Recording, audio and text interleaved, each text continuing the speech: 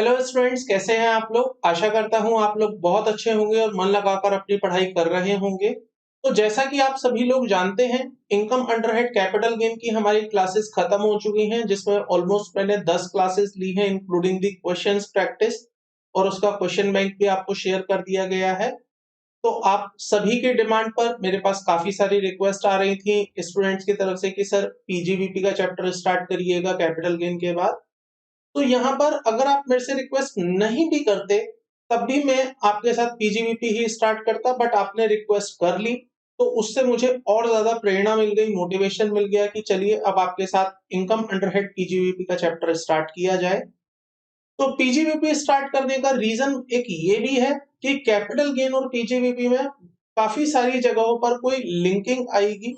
उस लिंकिंग को मैं सही तरह से आपको समझा पाऊं तो मेरे लिए जरूरी हो जाता है कि जैसे ही आपने ताजा ताजा कैपिटल गेन पढ़ा है, उसके प्रोविजन आपके माइंड में घूम ही रहे हैं, तभी मैं आपको पीजीबीपी के प्रोविजन भी सिखा दूं, ताकि आप उन दोनों को आपस में इंटरकनेक्ट करके लिंक कर पाए और आपको लिंकिंग में कोई प्रॉब्लम ना आए।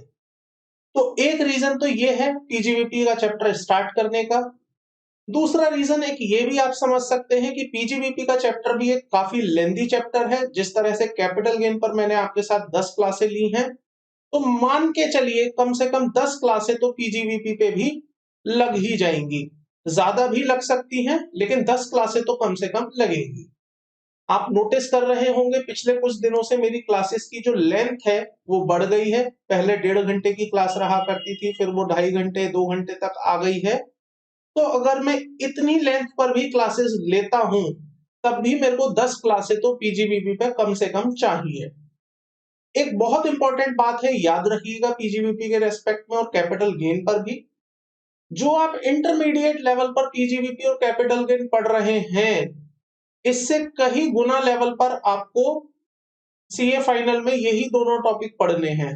जब आप सीए फाइनल में आएंगे आप देखिएगा, आप हाउस प्रॉपर्टी नहीं पढ़ेंगे, आप सैलरी भी नहीं पढ़ेंगे, आप वहां पर mainly other sources, capital gain और पीजीबीपी पर घूमते रहेंगे। वहां पर आपको इन्हीं चीजों में चीजें बताते रहेंगे और आपसे एग्जाम में लगभग इन्हीं चीजों पर क्वेश्चन भी पूछे जाएंगे। तो this is the right time और this is the good time where you invest your time in the PGVP और कैपिटल गेन। क्योंकि ये जो बेसिक नींव है, अगर आपने ये पक्की कर ली तो आपको सीए फाइनल में कोई प्रॉब्लम नहीं आएगी डायरेक्ट टैक्सेशन का सब्जेक्ट समझने में। अगर आप अपनी नींव कमजोर करके जाएंगे, आपने कहा आईपीसीसी तो मैं चलो किसी और चैप्टर के भरोसे पास कर लूंगा, मैं इन चैप्टरों पर ध्यान नहीं दूंगा, या ये इतने लंबे लंबे चैप्टर पढ़ने से बेटर है मैं बाकी चैप्टर कर लूं और उससे अपने एग्जाम को पास कर लूं। आप पास तो हो जाएंगे, लेकिन आप सीए फाइनल में बहुत ज्यादा पछताएंगे। क्योंकि सीए फाइनल में क्या होगा, कोई भी फैकल्टी, एनी वन, आप किसी भी फैकल्टी से पढ़ लीजिए, सीए फाइनल में कोई आपको बेसिक ऑफ इनकम टैक्स नहीं बताएगा। जो पीजीबीपी में आप बेसिकली आईपीसीसी लेवल पर, इंटरमीडिएट लेवल पर पढ़ लेंगे, वो चीजें आपको वहां पर दोबारा नहीं बताई जाएंगी। तो मैं यहां पर फिर से आपको यही रिक्वेस्ट करूंगा, कैपिटल गेन और पीजीबीपी को केवल आप अपने एग्जाम को क्वालिफाई करने के लिए मत पढ़िएगा, बल्कि इसको आप अपनी सीए फाइनल की एक प्रिपरेशन के लिए भी पढ़िएगा। आप सीए फाइनल में अपना डीटी का कोर्स, डायरेक्ट टैक्स का कोर्स, लगभग मैं कह सकता हूं 40% कम कर लेंगे अगर आपने अभी सही तरीके से पीजीबीपी और कैपिटल गेन को समझा होगा। अगर आप अभी लापरवाही करेंगे तो सीए फाइनल में आपको थोड़ी सी ज्यादा मेहनत करनी पड़ेगी एज कंपेयर टू जो आप अभी कर लेंगे, उससे ज्यादा करनी पड़ेगी।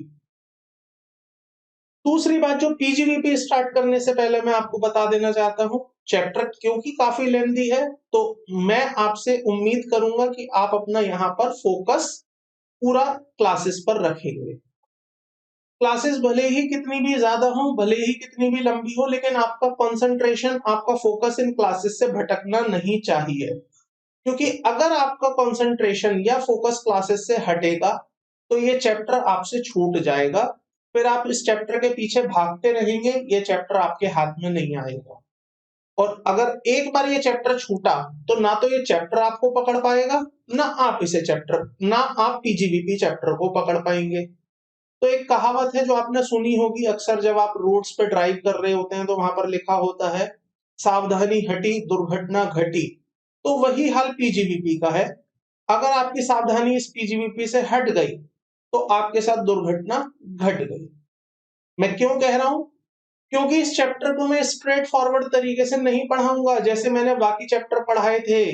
आइए पहले ये सेक्शन, ये सेक्शन, ये सेक्शन, ऐसे नहीं होगा। जो मेरा एक स्टाइल है, मैं पहले आपको एक स्टोरी बताऊंगा, स्टोरी के बाद मैं आपको उसका एनालिसिस करवाऊंगा, एनालिसिस के बाद फिर मैं आपको लॉ पर लाऊंगा, लॉ को पढ़ेंगे और लॉ के बाद अगर रिक्वायर्ड होगा तो उसका एनालिसिस भी करेंगे। तो ये तरीके से मैं पीजीबीपी के चैप्टर को चलाऊंगा।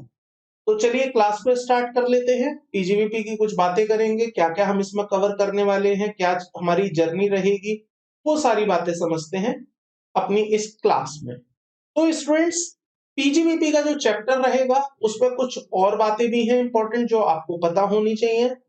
उस चैप्टर को स्टार्ट करने से पहले मैं आपको बता दूं, जैसे कि आपको अभी तक के सारे चैप्टर बताए गए हैं, उन चैप्टर्स में हमने कवर किया basic concept of income tax, residential status, income which do not form part of a total income, house property, capital gain. Now it is a time of PGBP, जिसमें मैं आपको कुछ बेसिक बातें भी बताऊंगा। चार्जिंग सेक्शन क्या होगा, कौन कौन से सेक्शंस यहाँ कवर किए जाएंगे, क्या क्या यहाँ पर डिडक्शन होगी, क्या क्या यहाँ पर एग्जेम्पशंस होंगी, और छोटी छोटी बहुत सारी बातें।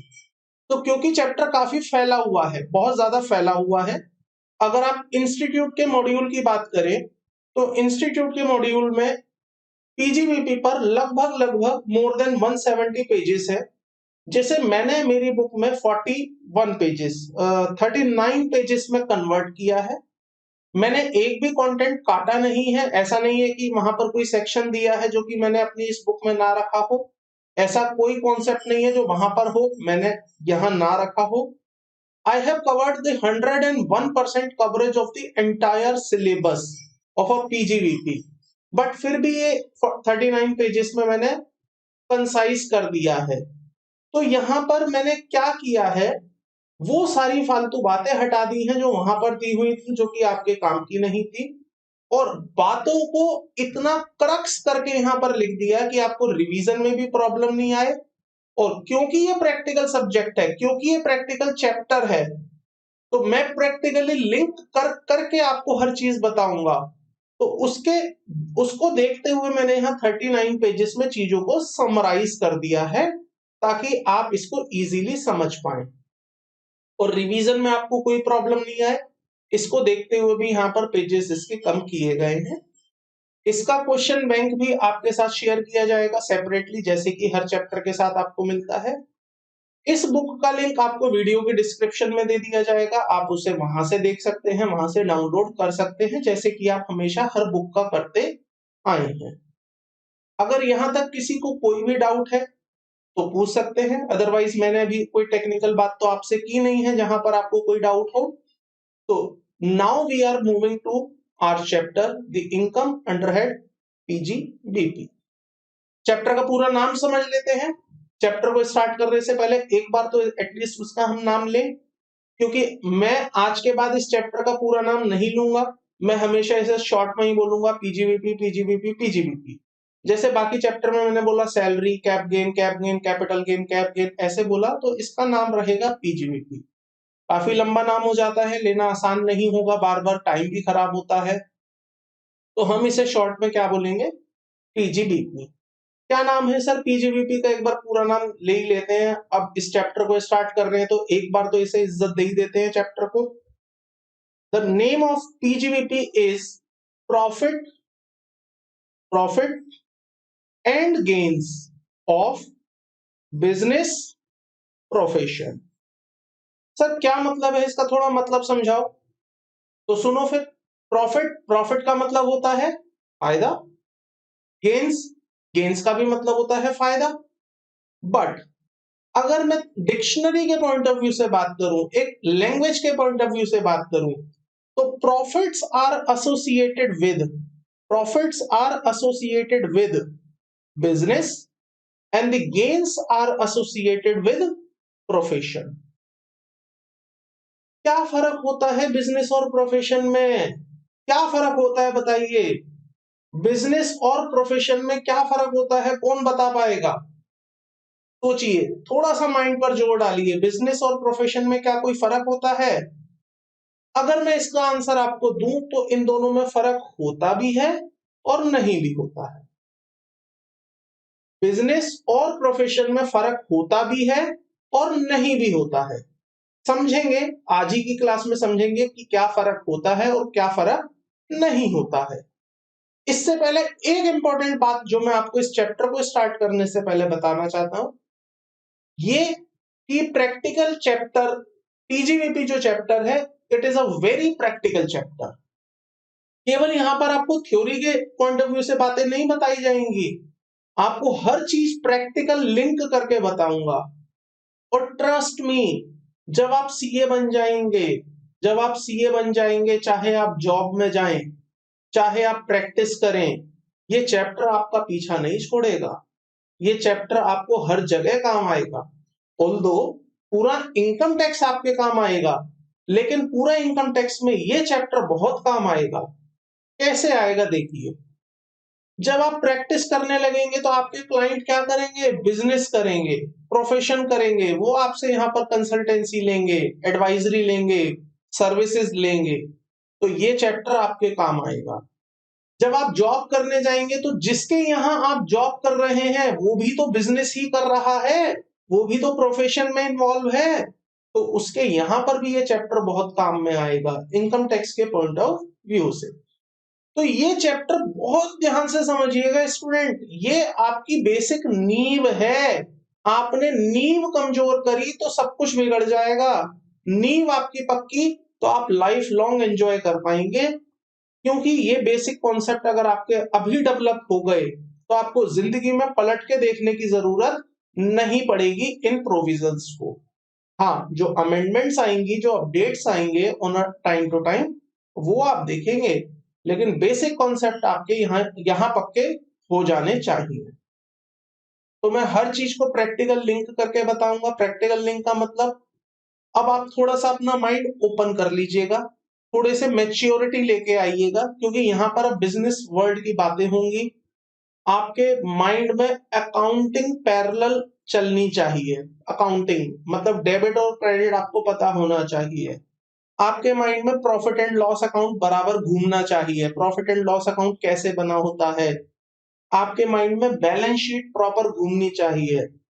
तो मैं फिर बोलना चाहूंगा उन सभी स्टूडेंट्स को, क्योंकि आप आईपीसीसी लेवल, इंटर लेवल पर हो, अभी आपने केवल सीपीटी और फाउंडेशन क्वालिफाई किया है, या हो सकता है आप डायरेक्ट एंट्री से आए हो, तो ये चैप्टर करते करते आप प्लीज बैलेंस शीट और प्रॉफिट एंड लॉस अकाउंट पर भी पूरा पूरा ध्यान रखिएगा, क्योंकि ये पूरा चैप्टर बिजनेस का चैप्टर है, प्रोफेशन का चैप्टर है।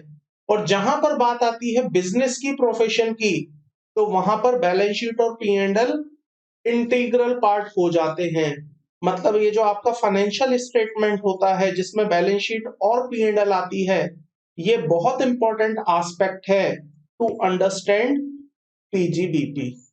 क्योंकि पीजीबीपी क्या है? पीजीबीपी एक ऐसा चैप्टर है जो ये बताता है कि कैसे आपकी इनकम कंप्यूट की जाएगी।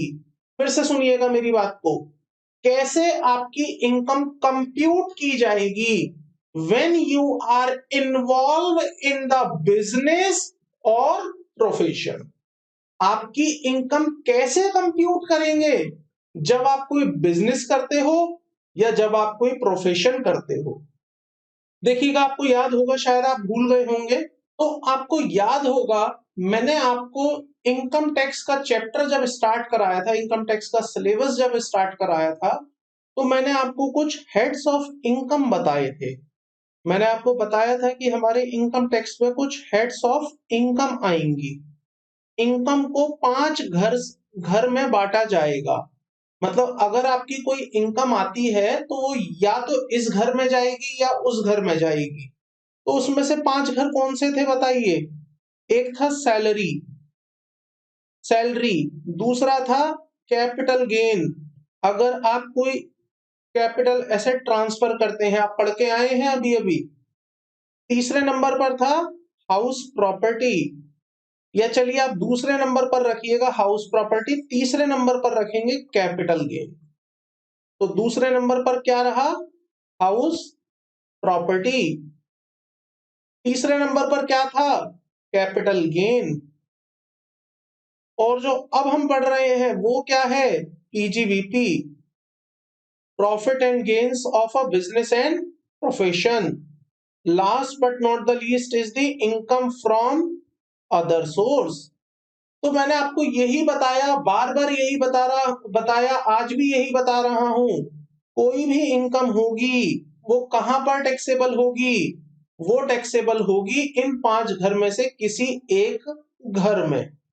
अगर एम्प्लॉयर एम्प्लॉय रिलेशनशिप है तो सैलरी, अगर किराए की बात है हाउस प्रॉपर्टी, अगर ट्रांसफर ऑफ कैपिटल एसेट है कैपिटल गेन, अगर बिजनेस और प्रोफेशन है तो पीजीवीपी, और अगर कहीं पर भी नहीं तो वो इनकम फ्रॉम अदर सोर्स, यहीं पर जाके वो टैक्सेबल होगी। ऐसा ही मैंने आपको बताया। देखिए क्या होता है, आपको याद होगा मैंने कैपिटल गेन पर भी आपको एक एग्जांपल दिया था। मान लीजिए आपके पास कोई प्रोडक्ट है या कोई एसेट है, उस एसेट को आप बेचते हैं तो या तो आपको प्रॉफिट होगा या आपको लॉस होगा।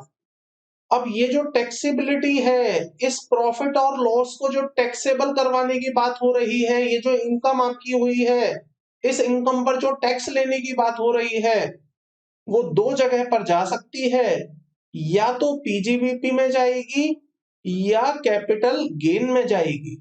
यही मैंने आपको कैपिटल गेन पर भी बात बताई थी कि अगर आप कोई एसेट बेचते हैं तो वो एसेट से होने वाला प्रॉफिट, उस एसेट को बेचने से होने वाली इनकम या तो पीजीबीपी में जाएगी या कैपिटल गेन में जाएगी। तो कैपिटल गेन में कब जाएगी? जब वो कैपिटल एसेट होगी और उसका ट्रांसफर हुआ होगा।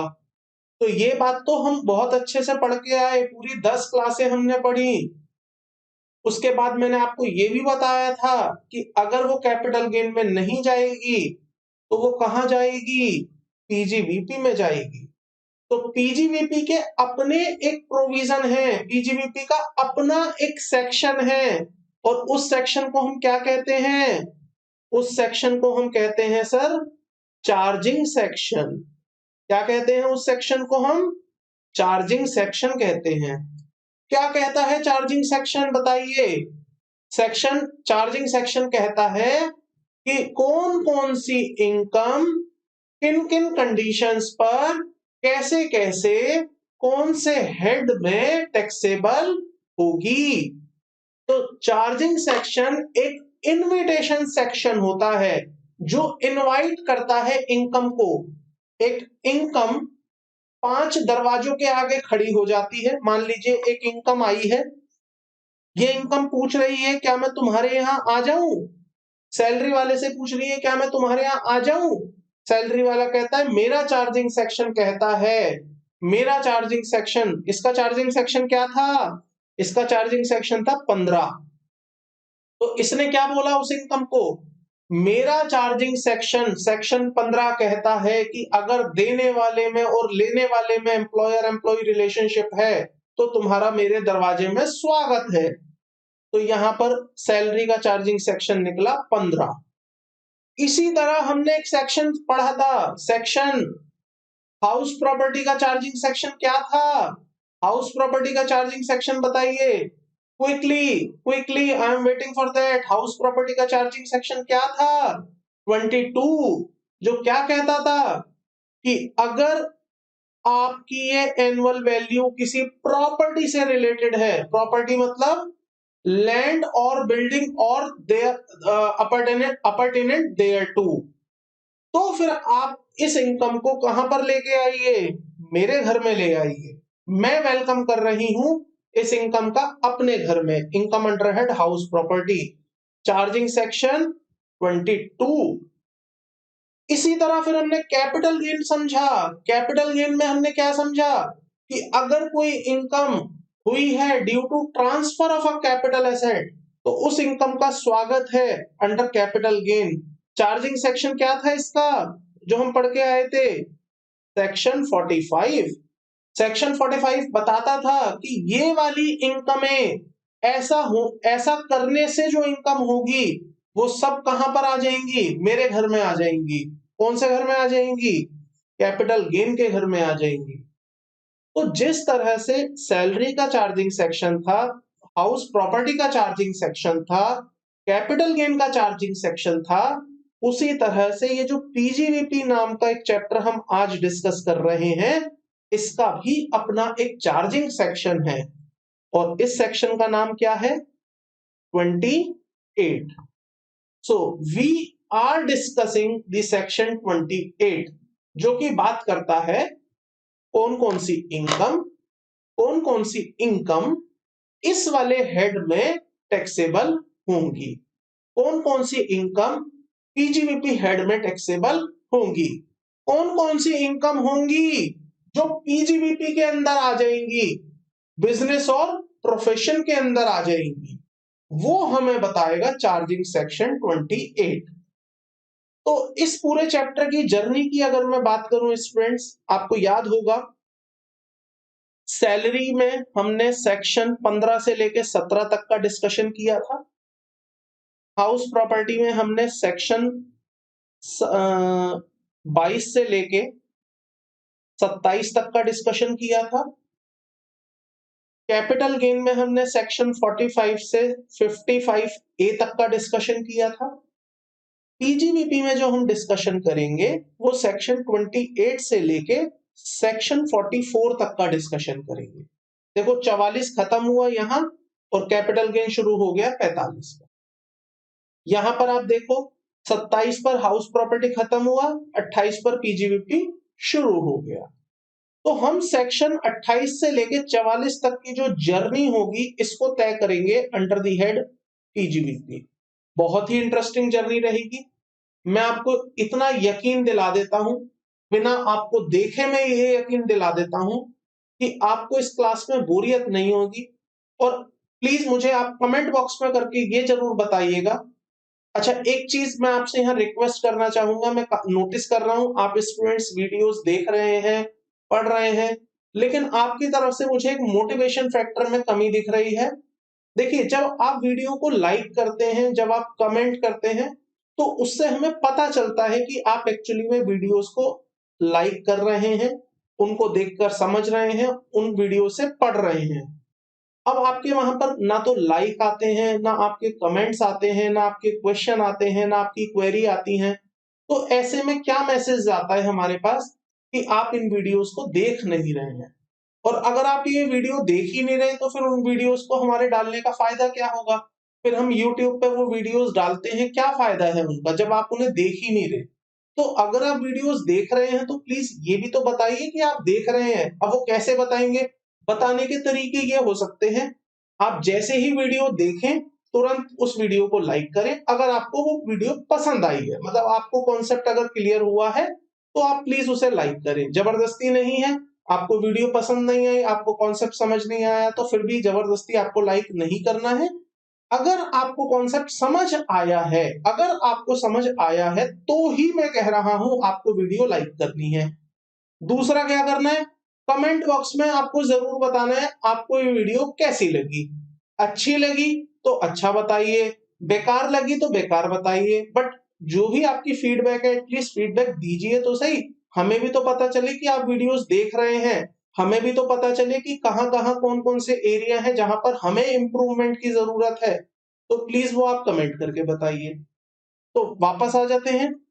मैं आपसे बात कर रहा था कि यहाँ जो चार्जिंग सेक्शन 28 से 44 तक का है वो आपके पीजीवीपी में आएगा। सारे सेक्शन इंटरेस्टिंग है, सारे सेक्शन प्रैक्टिकल है। मैं आपको प्रैक्टिकली लिंक करके वेरी एंटरटेनमेंट वे में आपको ये पूरा चैप्टर सिखा दूंगा। आपको कहीं भी ये फील नहीं होगा कि ये चैप्टर इतना मुश्किल था। हालांकि ये चैप्टर मुश्किल नहीं है, बट लोग ऐसा कहते हैं मुश्किल है, तो मैं उनके बिहाफ पर बोल रहा हूं कि ये चैप्टर मुश्किल नहीं है। आप पढ़ लीजिए, 10 क्लासें कंप्लीट कर लीजिए कंसंट्रेशन एंड फोकस के साथ, डेडिकेशन के साथ। आपको ये चैप्टर बहुत आसान लगने लगेगा, जो कि एक्चुअली में है भी। क्लियर है?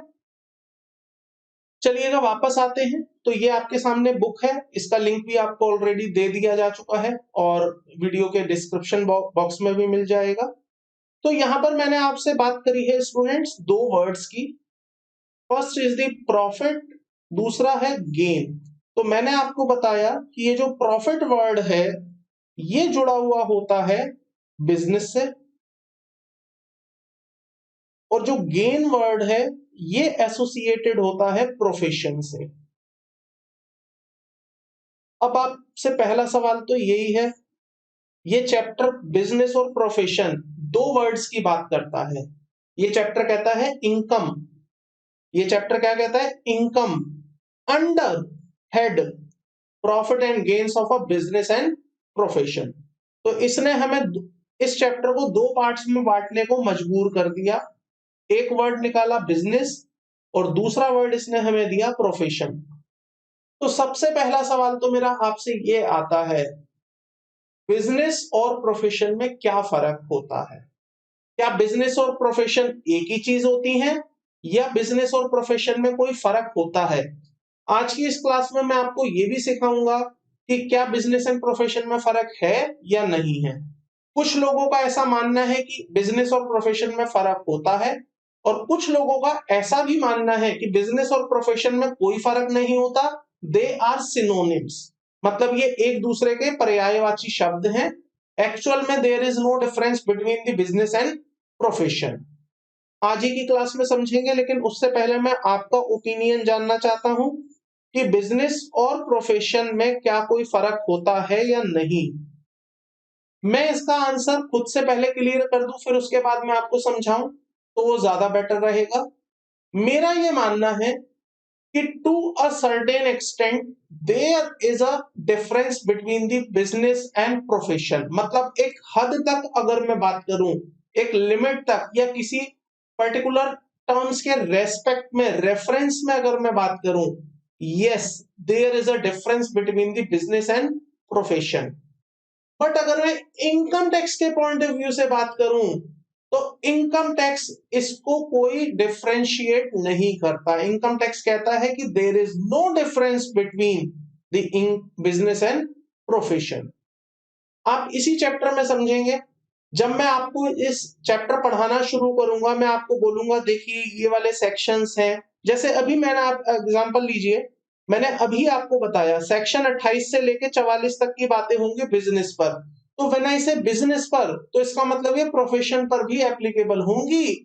तो अगर लॉ अगर आपको कहीं बोले कि this section is applicable to business, तो इसका मतलब वो प्रोफेशन पर भी एप्लीकेबल हो रहा है when we are talking the PGBP. अब जैसे कैपिटल गेन में आपने देखा था सेक्शन 55 अमेंड किया गया था, जहां लिखा गया था ओनली बिजनेस, तो वहां प्रोफेशन नहीं था, वहां की बात नहीं कर रहे। हम बात कर रहे हैं पीजीबीपी चैप्टर में अगर कोई प्रोविजन है जो क्लियरली ये कहता है कि अप्लाई होगा बिजनेस पर, तो इसका मतलब वो प्रोफेशन पर भी अप्लाई हो रहा है। वहां पर ऐसी कोई इंटरप्रिटेशन नहीं ली जाएगी कि प्रोफेशन अलग है और बिजनेस अलग है। भाई अल्टीमेटली तो दोनों ही बिजनेस करते हैं। क्या फर्क है बिजनेस और प्रोफेशन में, एक बात बताइए। चलिए आपके लिए सवाल ही ये है, what is the difference between the business और प्रोफेशन? बताइए, कौन मुझे बता पाएगा? आप तो मेरे सामने है नहीं, तो मुझे बता तो पाएंगे नहीं, इसलिए मैं ही आपको बता देता हूं।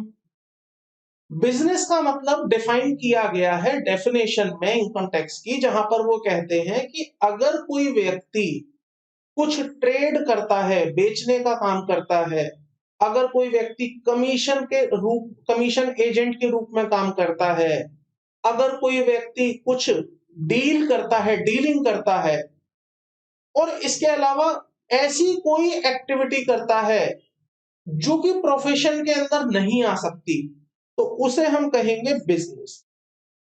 अब जैसे ही उन्होंने बोला कि ऐसी कोई एक्टिविटी जो प्रोफेशन में नहीं आ सकती, तो पहले तो हमें यह समझना पड़ेगा ना कि प्रोफेशन में क्या आ सकता है। तो प्रोफेशन के लिए उन्होंने बड़ा क्लियरली एक्सप्लेन किया, दे सेड जहां पर आपको प्रोफेशनल डिग्री की जरूरत होगी, जहां पर आपको प्रोफेशनल डिग्री की जरूरत होगी, जहां पर आपको स्किल सेट की जरूरत होगी, जहां पर आपको पर्टिकुलर सर्टिफिकेट्स की जरूरत होगी।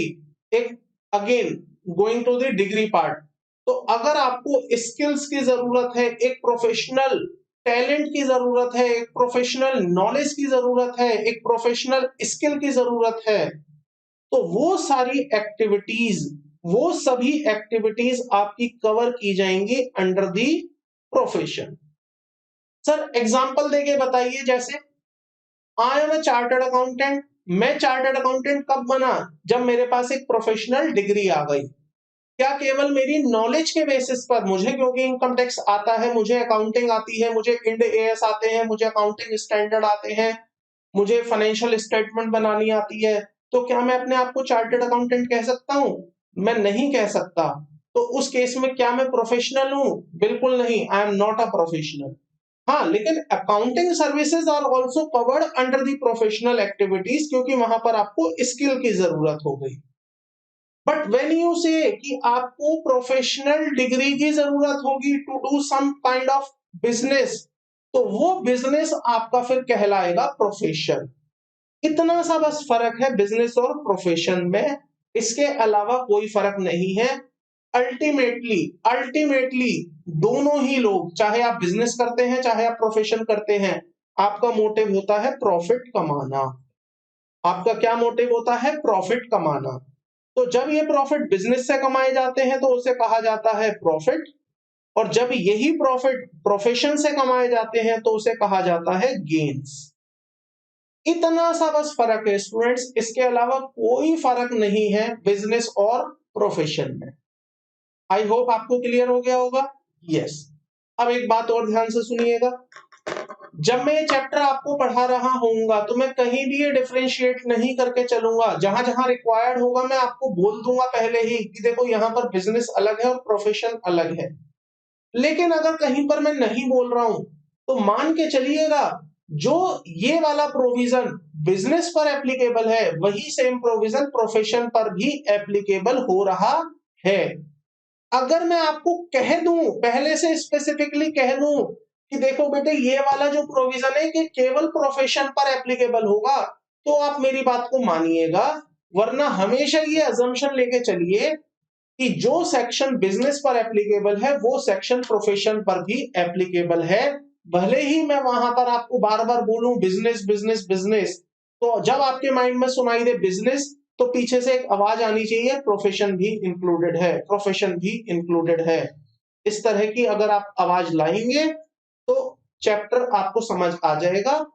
कंडीशन बता दी है, जहां मैं बोलूंगा केवल प्रोफेशन पर एप्लीकेबल होगा वहां केवल प्रोफेशन पर एप्लीकेबल होगा, बाकी सब जगह पर क्या होगा? Business business business business plus profession profession profession. हर जगह बिजनेस और प्रोफेशन दोनों आएंगे। क्लियर है? आइएगा एक बार बुक पर समझ लेते हैं दोनों का मतलब क्या है।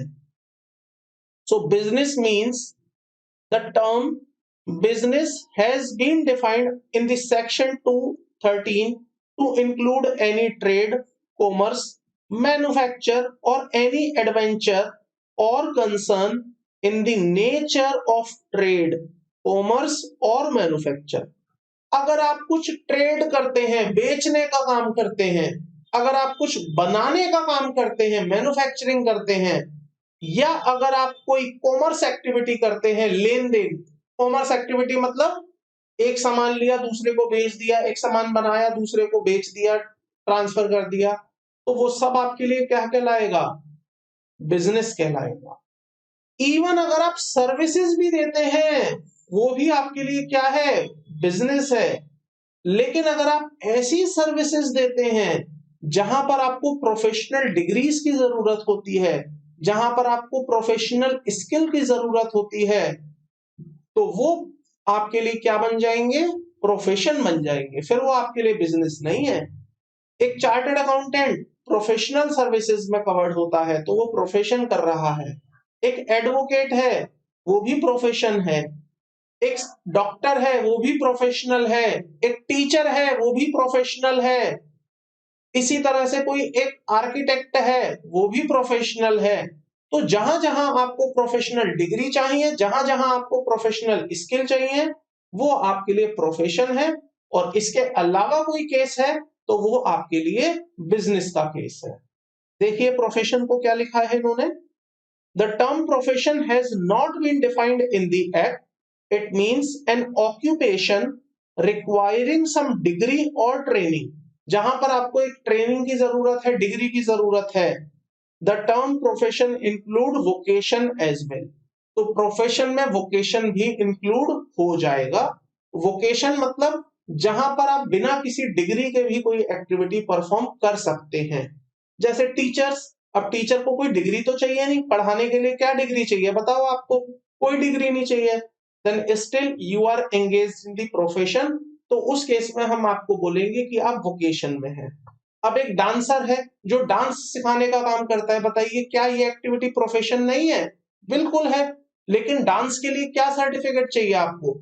अगर आप किसको डांसिंग एक्टिविटी में परफॉर्म होते हैं या किसी को सिखाते हैं तो आपको कोई डिग्री चाहिए क्या, कि जाओ पहले institute of chartered accountant of India से या लॉ अथॉरिटी से या डॉक्टर अथॉरिटी से, जो उनकी अपनी अपनी अथॉरिटीज होती हैं, बार काउंसिल से या मेडिकल काउंसिल से जाओ पहले एक सर्टिफिकेट लेके आओ डांस का।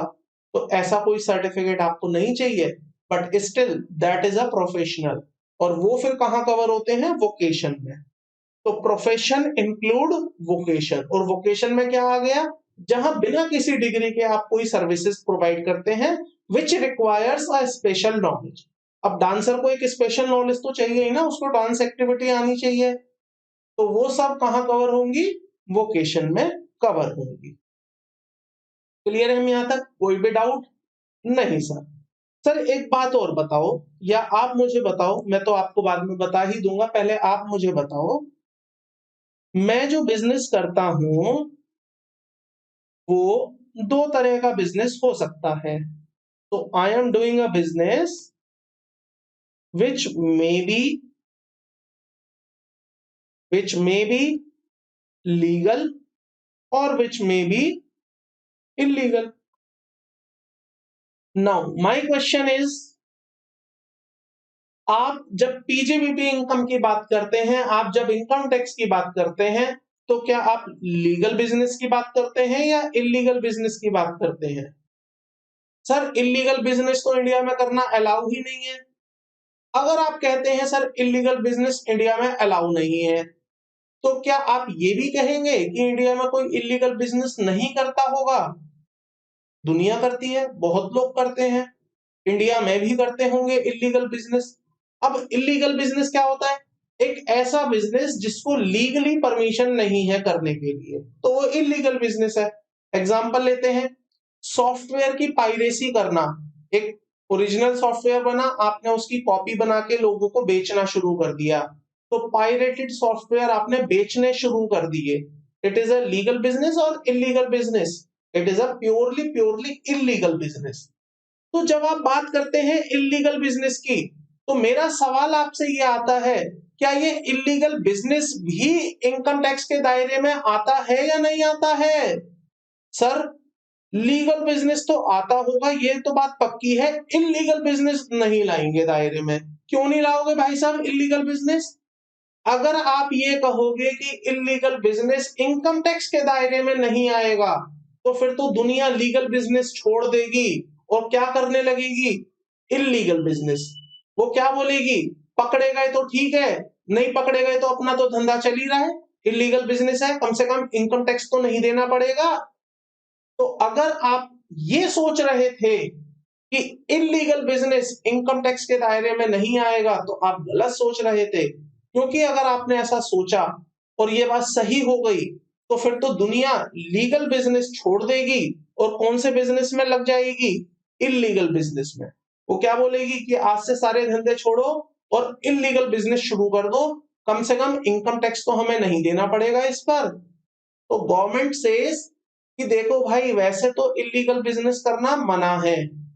बात को ध्यान से सुनिएगा, मैसेज है फाइनल।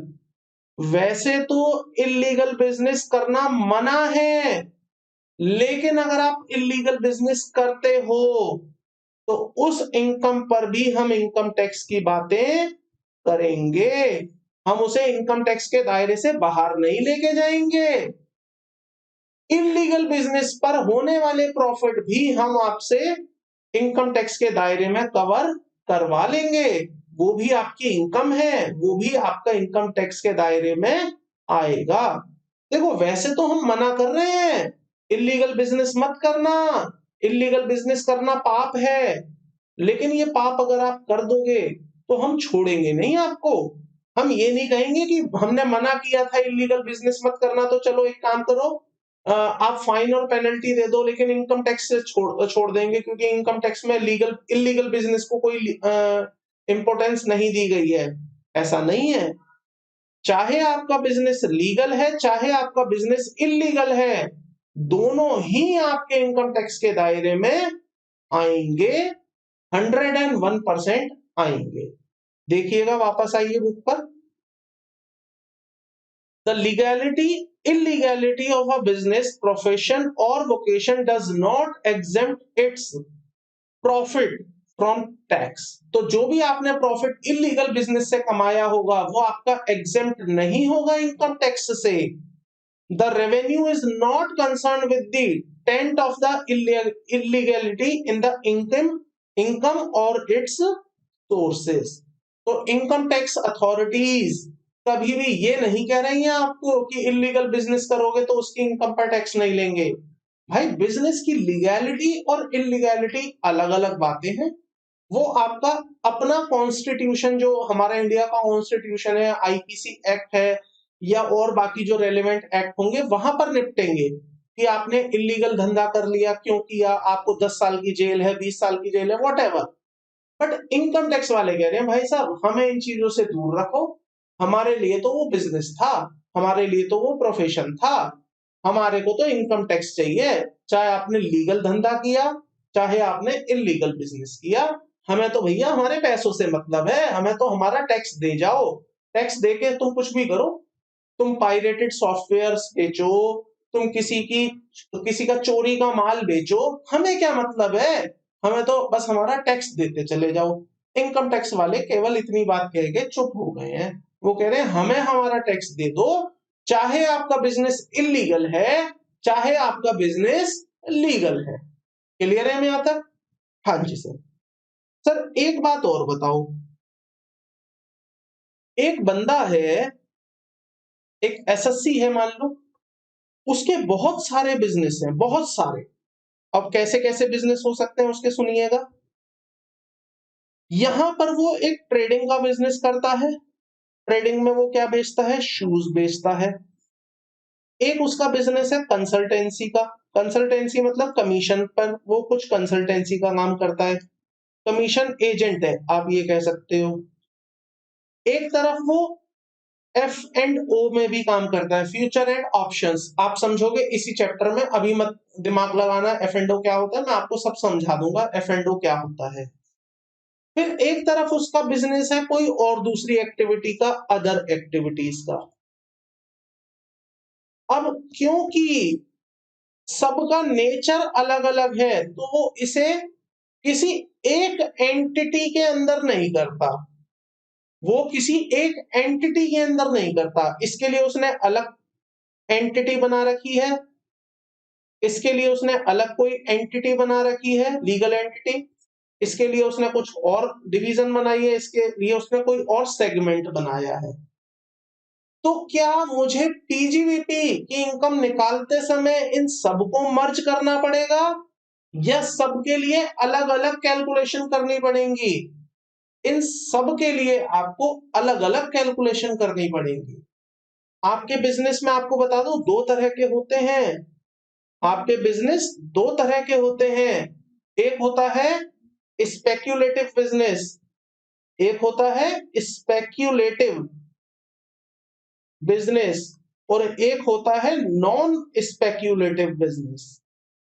ये भी आप समझेंगे कि कब स्पेक्यूलेटिव है और कब नॉन स्पेक्यूलेटिव है, बट हिंदी मीनिंग समझ लीजिए। एक है आपका सट्टे बाजार का बिजनेस, सट्टा बाजार, प्योरली सट्टा बाजार। टेक्निकल में आपको समझाऊंगा जब मैं इस पॉइंट पर आऊंगा, what is speculative and what is non speculative. तो स्पेक्युलेटिव हो गया आपका सट्टे बाजार का बिजनेस, जहां पर आप सट्टे पर काम करते हैं। आप सब समझते होंगे सट्टा हिंदी वर्ड है।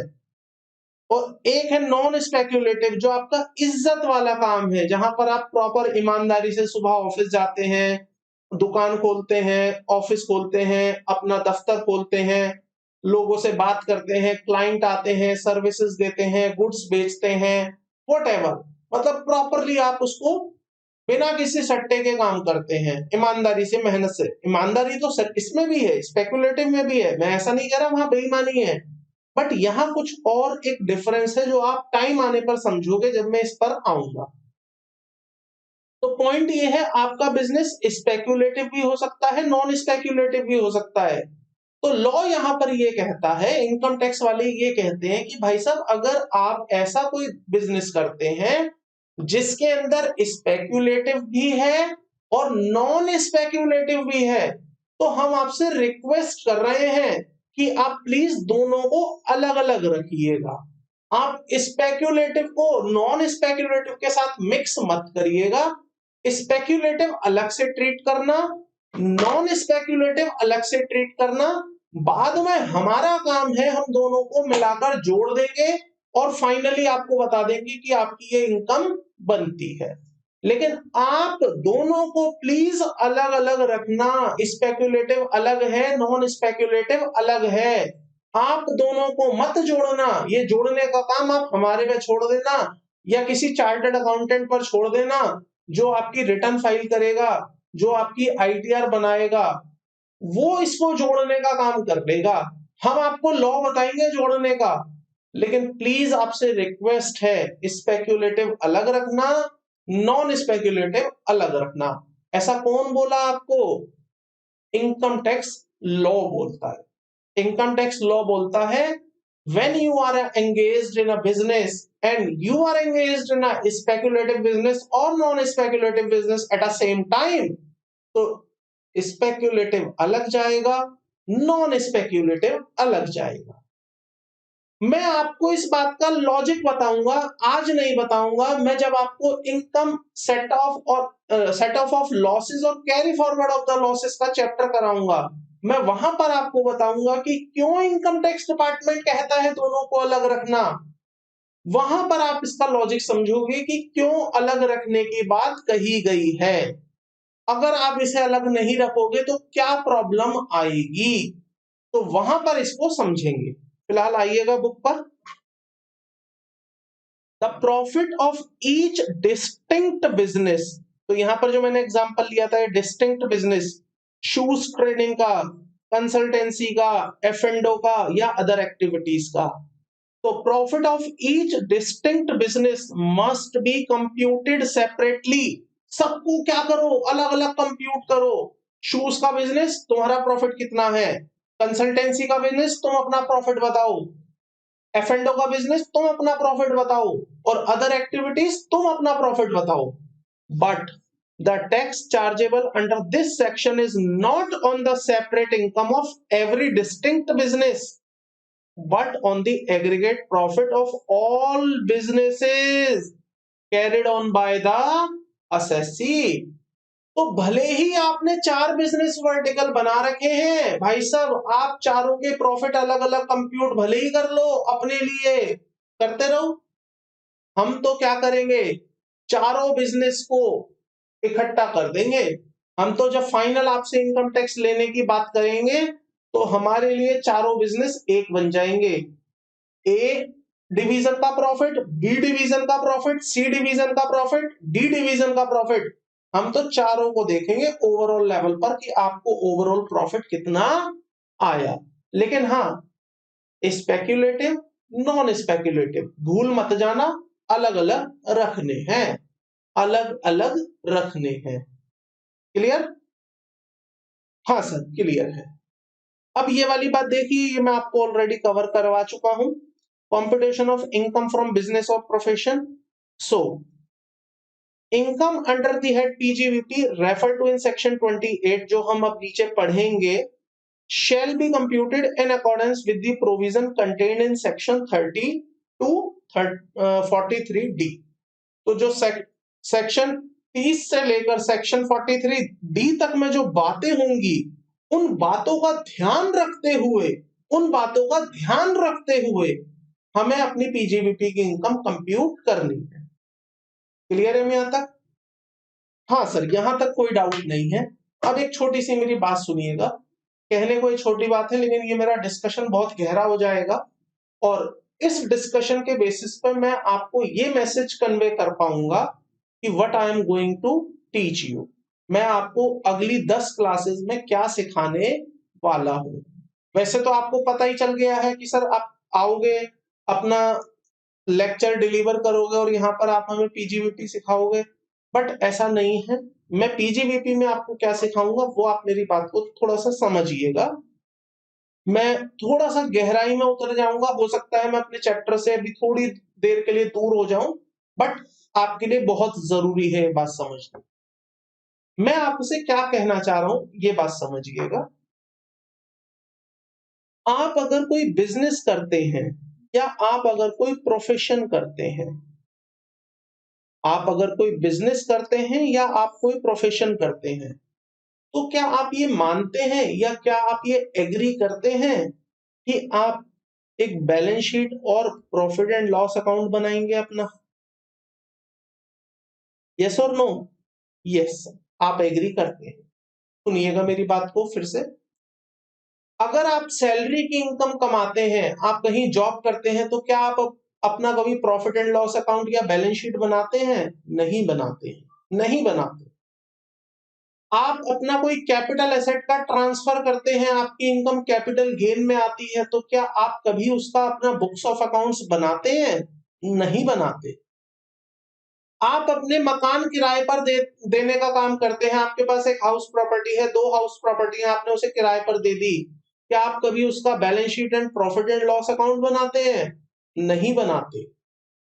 आपके पास अदर सोर्सेज की इनकम आती है, बैंकों से इंटरेस्ट आता है, एफडी से इंटरेस्ट आता है, कहीं ना कहीं से कमीशन आ जाता है, इस तरह की कोई इनकम आती है, क्या आप कभी अपना प्रॉफिट एंड लॉस अकाउंट या बैलेंस शीट बनाते हैं? नहीं बनाते। तो केवल आप बिजनेस के केस में अपना बैलेंस शीट और प्रॉफिट एंड लॉस अकाउंट बनाते हैं। यस और नो? यस। अब मुझे बताइएगा, जब आप ये बैलेंस शीट और प्रॉफिट एंड लॉस अकाउंट बनाते हैं तो आप किस तरह से बनाते हैं? अकाउंटिंग करके या बिना अकाउंटिंग करे बनाते हैं? तो सर ये तो हमने 11th क्लास में ही पढ़ा था। बैलेंस शीट और पी एंड एल अकाउंट बनाने के लिए हमें जरूरत होती है, मैं ऐसे लिख देता हूं इसको,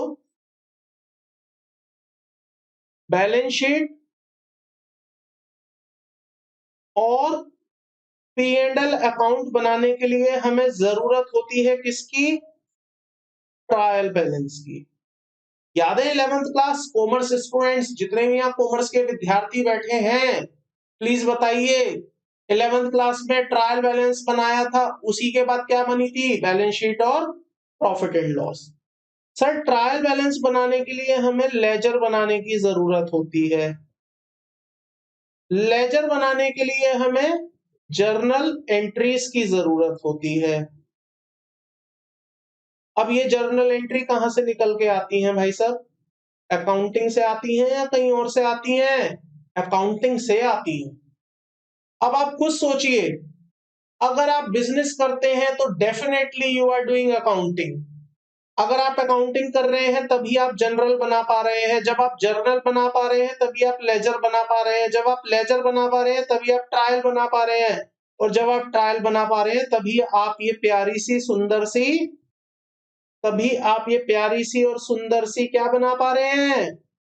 आप बैलेंस शीट और प्रॉफिट एंड लॉस अकाउंट बना पा रहे हैं। कैसी दिखती है balance sheet and profit and loss account? देखिए जरा, ये बैलेंस शीट कुछ ऐसे दिखती है। यहां पर सब क्या होती हैं? असेट्स। यहां पर सब क्या होती हैं? Liabilities. Profit and loss account कैसा दिखता है सर? तो देखो, ये प्रॉफिट एंड लॉस अकाउंट बना दिया आपके लिए। ये पी एंड एल अकाउंट है, यहां पर क्या दिखती हैं? सेल्स। फिर यहाँ क्या दिखता है? Closing stock. फिर यहाँ क्या दिखता है? Opening stock. फिर यहाँ क्या दिखता है? परचेज। यहाँ क्या दिखता है? Direct expense. उसके बाद क्या दिखता है? Gross profit. ये ग्रॉस प्रॉफिट कहाँ चला जाता है? Gross profit by gross profit यहां आ जाता है। उसके बाद फिर आपको क्या दिखता है? यहाँ खर्चे दिखते हैं। मैं इसको थोड़ा सा और बड़ा वर्जन बना देता हूं। अब ये आपके सामने एक प्रॉफिट एंड लॉस है। यहां पर आ गया है आपका ग्रॉस प्रॉफिट। अब यहां पर आप लिखते हैं टू एक्सपेंसेस। एक्सपेंसेस के नाम बताइएगा मुझे, एक एक करके नाम लेते हैं। मैं बिल्कुल डिटेल में तो नहीं जाऊंगा और कहीं आप सोचे कि सर आपने ये खर्चा छोड़ दिया, but I will try to cover as maximum as expenses. Sir यहाँ पर टेलीफोन का खर्चा आएगा, ठीक है जी, आएगा। यहाँ पर पानी का खर्चा आएगा, इलेक्ट्रिसिटी आएगा, सैलरी आ जाएगी, इंटरेस्ट आ जाएगा, इंश्योरेंस पे किया।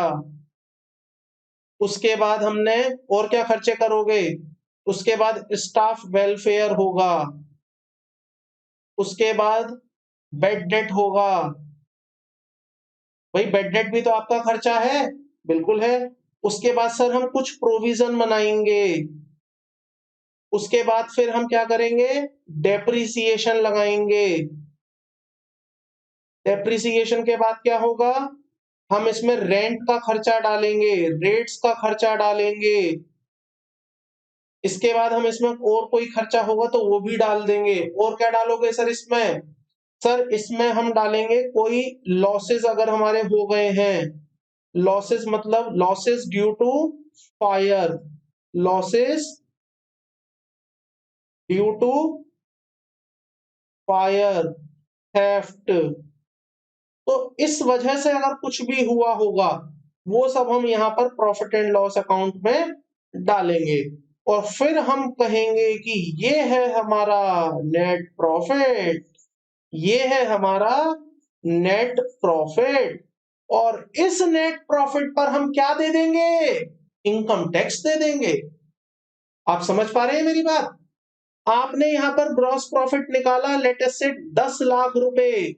आपने कहा ये सब मेरे खर्चे हो गए, कितने के? 7 लाख रुपए के। तो ये मेरा बच गया है 3 लाख रुपए का प्रॉफिट। और सरकार आओ, 3 लाख रुपए मैंने कमाए हैं, ये मेरा प्रॉफिट है, इस पर तुम मेरे से टैक्स ले जाओ। सरकार ने क्या बोला? सॉरी, एसएससी ने क्या बोला? सरकार ये देखो 10 लाख रुपए मेरा ग्रॉस प्रॉफिट था। कैसे आया था ग्रॉस प्रॉफिट? यहां से आया था। Sale, stock, opening stock, purchases, expense, वो सब कर करा के आपने जीपी निकाल लिया। स्टूडेंट्स मैं क्या बता रहा हूं आपको वो बात आप समझने की प्लीज कोशिश करिएगा। मेरी कहानी शुरू ही होगी किससे? प्रॉफिट एंड लॉस अकाउंट से।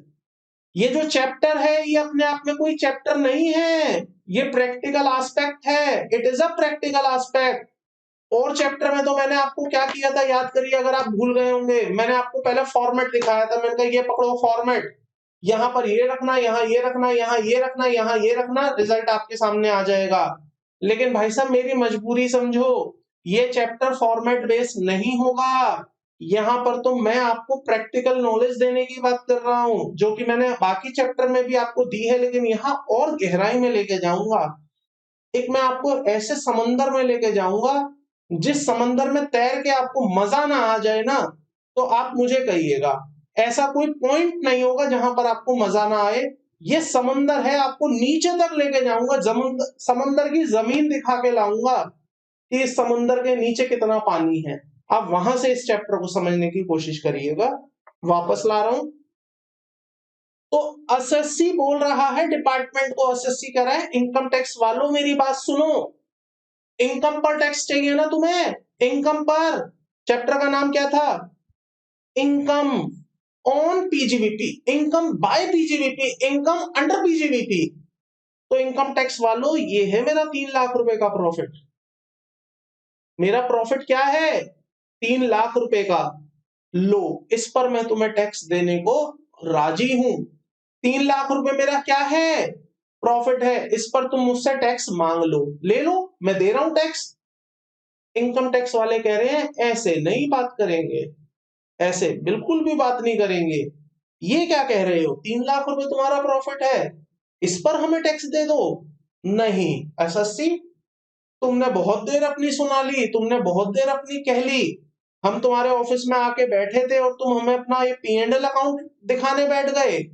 हम मानते हैं कि तुम्हारा प्रॉफिट 3 लाख है, हम मानते हैं, हम मानते हैं कि तुम्हारा प्रॉफिट 3 लाख है, लेकिन ये तो अकाउंटिंग का प्रॉफिट है, अकाउंटिंग करने से 3 लाख है। हम अकाउंटिंग के हिसाब से नहीं चलेंगे, हम चलेंगे हमारे हिसाब से। आप फर्क समझ पा रहे हैं दोनों बातों में? एसएससी कह रहा है इनकम टैक्स वालों को, इनकम टैक्स वालों प्लीज मेरी बात को सुनो, मैंने 3 लाख रुपए का प्रॉफिट कमाया है इस पूरे बिजनेस को करके। इस बिजनेस से मैंने सेल करी, क्लोजिंग स्टॉक बनाया, मैंने परचेज करी, एक्सपेंसेस करे, उसके बाद मेरे पास ग्रॉस प्रॉफिट आया, उस ग्रॉस प्रॉफिट से फिर मैंने कुछ खर्चे करे, खर्चों में मैंने बिजली, पानी, electricity, salary, interest, insurance, staff welfare, rent, rate and taxes, इन सब तरह के मैंने खर्चे करे और फिर मेरे पास 3 लाख रुपए बचे। लो भाई साहब, ये 3 लाख रुपए मेरा प्रॉफिट है, इस पर मैं टैक्स देने को राजी हूं। इनकम टैक्स वाले कह रहे हैं सॉरी भाई साहब मेरी बात सुनो, ये जो 3 लाख रुपए आपने निकाले हैं ये क्या है? अकाउंटिंग का प्रॉफिट है। ये तो आपने अकाउंटिंग करी, सिंपल डेबिट क्रेडिट किया, खर्चे बुक करे और जो आपको अकाउंटिंग के प्रिंसिपल सिखाए गए थे उसके बेसिस पर आपने प्रॉफिट निकाला है। लेकिन हम जो प्रॉफिट कंप्यूट करेंगे, आप अब बात को ध्यान से सुनिएगा और एप्रिशिएट करिएगा।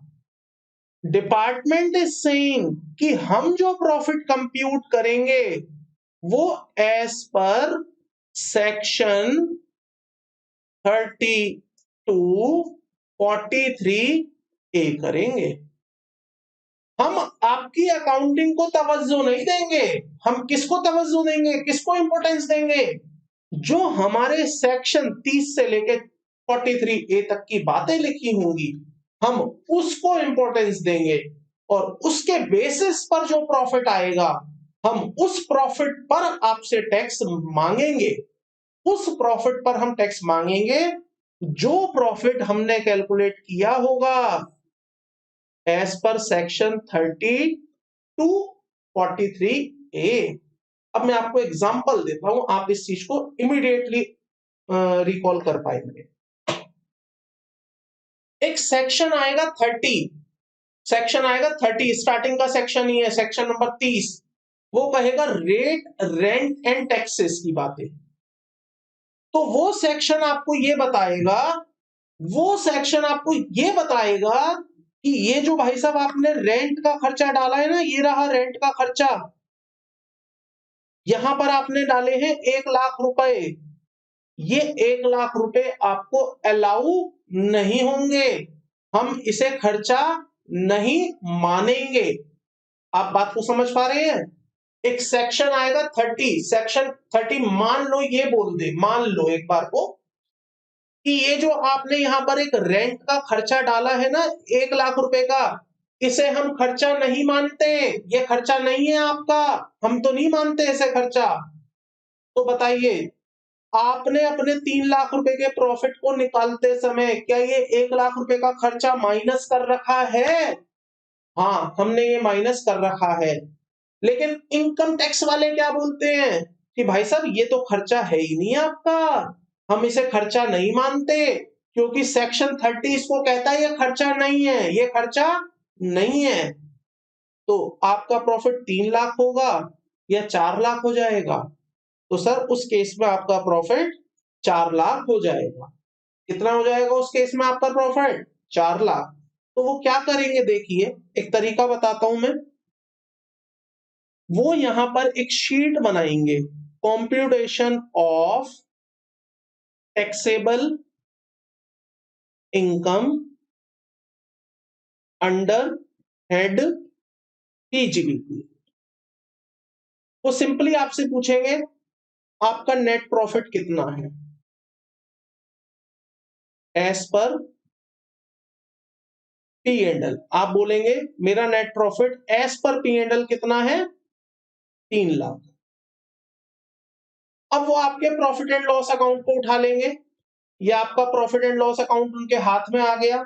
अब वो एक आइटम पकड़ेंगे, उन्होंने आइटम पकड़ी रेंट। उन्होंने कहा रेंट तुमने कितना डाल रखा है प्रॉफिट एंड लॉस अकाउंट में एज पर अकाउंटिंग?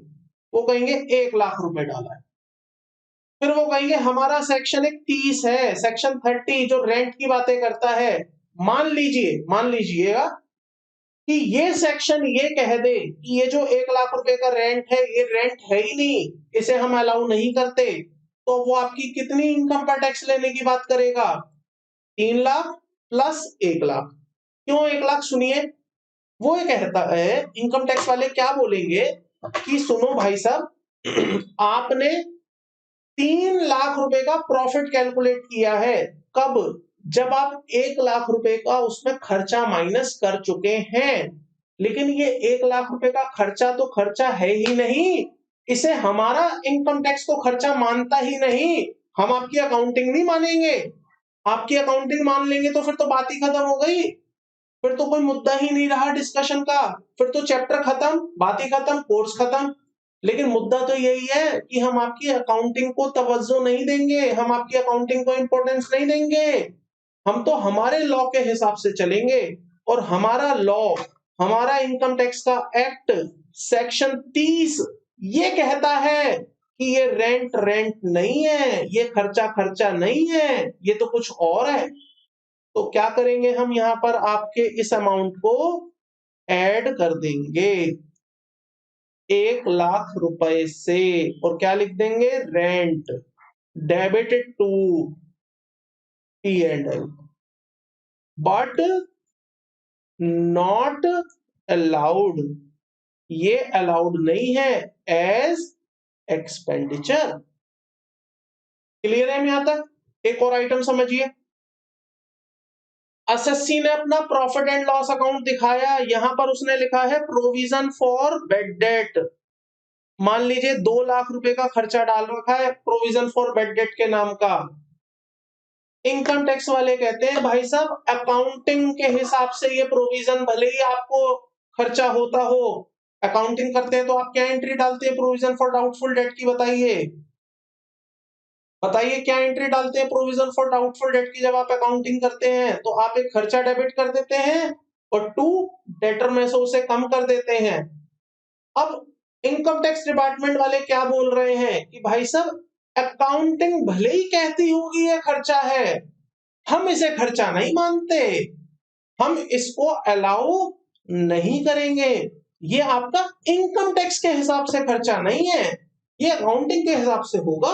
आप अकाउंटिंग अलग करते रहिए, लेकिन हमारे को तो जो इनकम टैक्स चाहिए ना, उसे हम कंसीडर नहीं करेंगे, उस प्रोविजन को हम उस प्रॉफिट में से माइनस नहीं करने देंगे। तो यहां पर क्या करेंगे ये इनकम टैक्स वाले? ये कहेंगे इसे जोड़ दो, प्रोविजन फॉर बेड डेट। ये कहेंगे भाई साहब ये खर्चा नहीं है, 2,00,000 रुपए आपका खर्चा नहीं है, हम इसे खर्चा नहीं मानेंगे। तो देखिए क्या हो रहा है स्टूडेंट्स, जो जो आइटमें आपने अपने प्रॉफिट एंड लॉस अकाउंट में डाल दी है एज ए एक्सपेंसेस, जिनकी वजह से आपका प्रॉफिट रिड्यूस हो गया है, अगर वो आइटमें इनकम टैक्स वाले भी अलाउ कर देंगे तो बात ही खत्म हो गई। भाई आप ऐसे समझो, अकाउंटिंग कौन कर रहा है? अकाउंटेंट। अकाउंटेंट को इनकम टैक्स नहीं आता, अकाउंटेंट को अकाउंटिंग आती है, अकाउंटेंट को अकाउंटिंग आती है, वो अकाउंटिंग अपने हिसाब से कर देगा। वो कहेगा ये खर्चा है चलो P&L में डाल दो, ये इनकम है चलो P&L के क्रेडिट में डाल दो, ये एसेट है बैलेंस शीट में डाल दो, ये लाइबिलिटी है लाइबिलिटी में डाल दो। उसका काम केवल इतना है। लेकिन असली काम तो चार्टर्ड अकाउंटेंट करते हैं। चार्टर्ड अकाउंटेंट क्या बोलेगा?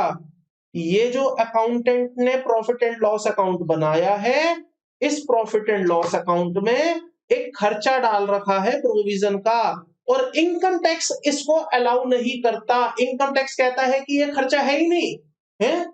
इनकम टैक्स ये कहता है खर्चा नहीं है, हाँ जी कहता है। इनकम टैक्स वाले कहते हैं प्रोविजन की कोई डिडक्शन नहीं है, प्रोविजन का कोई खर्चा नहीं मिलेगा। जिस दिन ये घटना घट जाएगी उस दिन हम खर्चा मान लेंगे, सर एक बार फिर से बताओ क्या बोल गए आप, थोड़ा जल्दी जल्दी में सुनो। इनकम टैक्स वाले कहते हैं कि भाई साहब प्रोविजन मतलब केवल अभी एस्टिमेट कर रहे हो कि मेरा बैड डेट हो जाएगा, मेरा नुकसान हो जाएगा, इस प्रोविजन की कोई डिडक्शन नहीं देंगे, प्रोविजन का कोई बेनिफिट नहीं होगा, प्रोविजन खर्चा नहीं बनाएंगे इनकम टैक्स में। लेकिन जिस दिन आपका ये बेड डेट एक्चुअल में बेड डेट हो जाएगा, मतलब जिस दिन आपको पता चल गया कि भाई अब तो ये पैसा मिला ही नहीं, खत्म, डूब गया, उस दिन हम उसे खर्चा मान लेंगे। तो यहां पर आपका अकाउंटेंट प्रोविजन के बेसिस पे खर्चा बना चुका है 2 लाख रुपए का। इनकम टैक्स का एक सेक्शन है जो मना करता है आपको, इसको कहता है कि ये खर्चा नहीं है। तो इसके बेसिस पे क्या हो जाएगा, आपके प्रॉफिट को फिर से बढ़ा दिया जाएगा, ऐड कर दिया जाएगा। एक और एग्जांपल लीजिए, यहां पर आपने एक इंश्योरेंस का खर्चा डाल रखा है और इस इंश्योरेंस में आपने अपना खुद का इंश्योरेंस पे कर रखा है, सेल्फ इंश्योरेंस। एक बंदा है प्रोप्राइटरशिप में काम करता है, उसने अपना इंश्योरेंस लिया और बिजनेस के खर्चों में डाल दिया। बताइए अपना इंश्योरेंस अगर आप पे करते हैं तो क्या बिजनेस का खर्चा बनेगा या आपका पर्सनल खर्चा बनेगा? आपका पर्सनल बनेगा। अब अकाउंटेंट बेचारे को क्या पता है, अकाउंटेंट तो अकाउंटिंग करना जानता है, लेकिन असली काम तो चार्टर्ड अकाउंटेंट करेगा। तो जब चार्टर्ड अकाउंटेंट यहां पर आएगा और वो देखेगा कि अच्छा ये इंश्योरेंस का खर्चा यहां डाला हुआ है, ये तो खर्चा है ही नहीं, इसका मतलब आपने 3 लाख रुपए जो ऑफर किया है सरकार को, आपने क्या बोला था, ऑफर किया था ना, आओ सरकार आओ, 3 लाख रुपए मेरा प्रॉफिट है, इस पर टैक्स ले जाओ। तो सरकार को तो आप चूना लगा रहे थे। सरकार कह रही है ऐसे काम नहीं चलेगा, हम आपके प्रॉफिट पर भरोसा नहीं करेंगे, जो प्रॉफिट आप डिक्लेयर कर रहे हो वो नहीं चलेगा, सॉरी, हम तो हमारा प्रोविजन लगाएंगे, हमारा लॉ लगाएंगे। और हमारा लॉ क्या है, हमारा लॉ है सेक्शन 30 से लेके 43A तक का, सेक्शन 30 से 43A तक का लॉ लगाओ और उसके हिसाब से जो प्रॉफिट आपका बनता हो उस पर आप हमें टैक्स दे दो। देखो यहां पर क्या करेगा वो, इंश्योरेंस का खर्चा जो कि आपने P&L में डाल रखा है, मान लीजिए कितना है वो, एग्जांपल ले लेते हैं 50,000 है, तो वो इस 50,000 रुपए को यहां पर जोड़ देगा। क्लियर? हाँ जी। एक और एग्जांपल लेते हैं स्टूडेंट्स, मान लीजिए आपने अपने प्रॉफिट एंड लॉस अकाउंट में रेंट डाल रखा था, रेंट इनकम, यहां पर 1 लाख रुपए की अपने रेंटल इनकम डाली हुई थी। अब इस रेंटल इनकम के यहां डालने की वजह से आप समझिए, क्या आपका ये 3 लाख रुपए का प्रॉफिट जो दिख रहा था ये 1 लाख रुपए ज्यादा दिख रहा था? अगर मान लो ये रेंटल इनकम ना होती, अगर ना होती तो आपका प्रॉफिट कितना होता, 2 लाख होता। बट क्योंकि रेंटल इनकम आ गई तो अब आपका प्रॉफिट कितना हो गया, 3 लाख हो गया। अब आप कह रहे हो आओ सरकार आओ, 3 लाख रुपए पे इनकम टैक्स ले जाओ। तो सरकार कह रही है भाई साहब मेरी बात को सुन लो, मैंने जो आपसे टैक्स लेना है वो सेक्शन 30 से लेकर 43A तक के हिसाब से लेना है, और सेक्शन 30 से 43 तक के हिसाब में रेंटल इनकम नहीं आती। रेंटल इनकम कहां आती है, हाउस प्रॉपर्टी में आती है, और हाउस प्रॉपर्टी का सेक्शन कहां खत्म हो जाता है, 27 पर खत्म हो जाता है। तो ये इनकम पीजीवीपी की इनकम नहीं बनाएंगे। सरकार आपको ये कहेगी कि भाई साहब आप गलत कर रहे हो, ये जो 1 लाख रुपए की रेंटल इनकम है ये पीजीवीपी की इनकम नहीं है, आप क्यों इसे पे टैक्स देना चाहते हो पीजीवीपी में, इसे भगाओ यहां से, इस 1 लाख रुपए को बाहर करो यहां से, उठाओ चलो इसे यहां से। तो सरकार क्या बोलेगी, लेस कर दो income chargeable under head house property, या मैं कह सकता हूं under head any other head, income chargeable under any other head. तो यहां पर 1 लाख रुपए आप माइनस कर लो।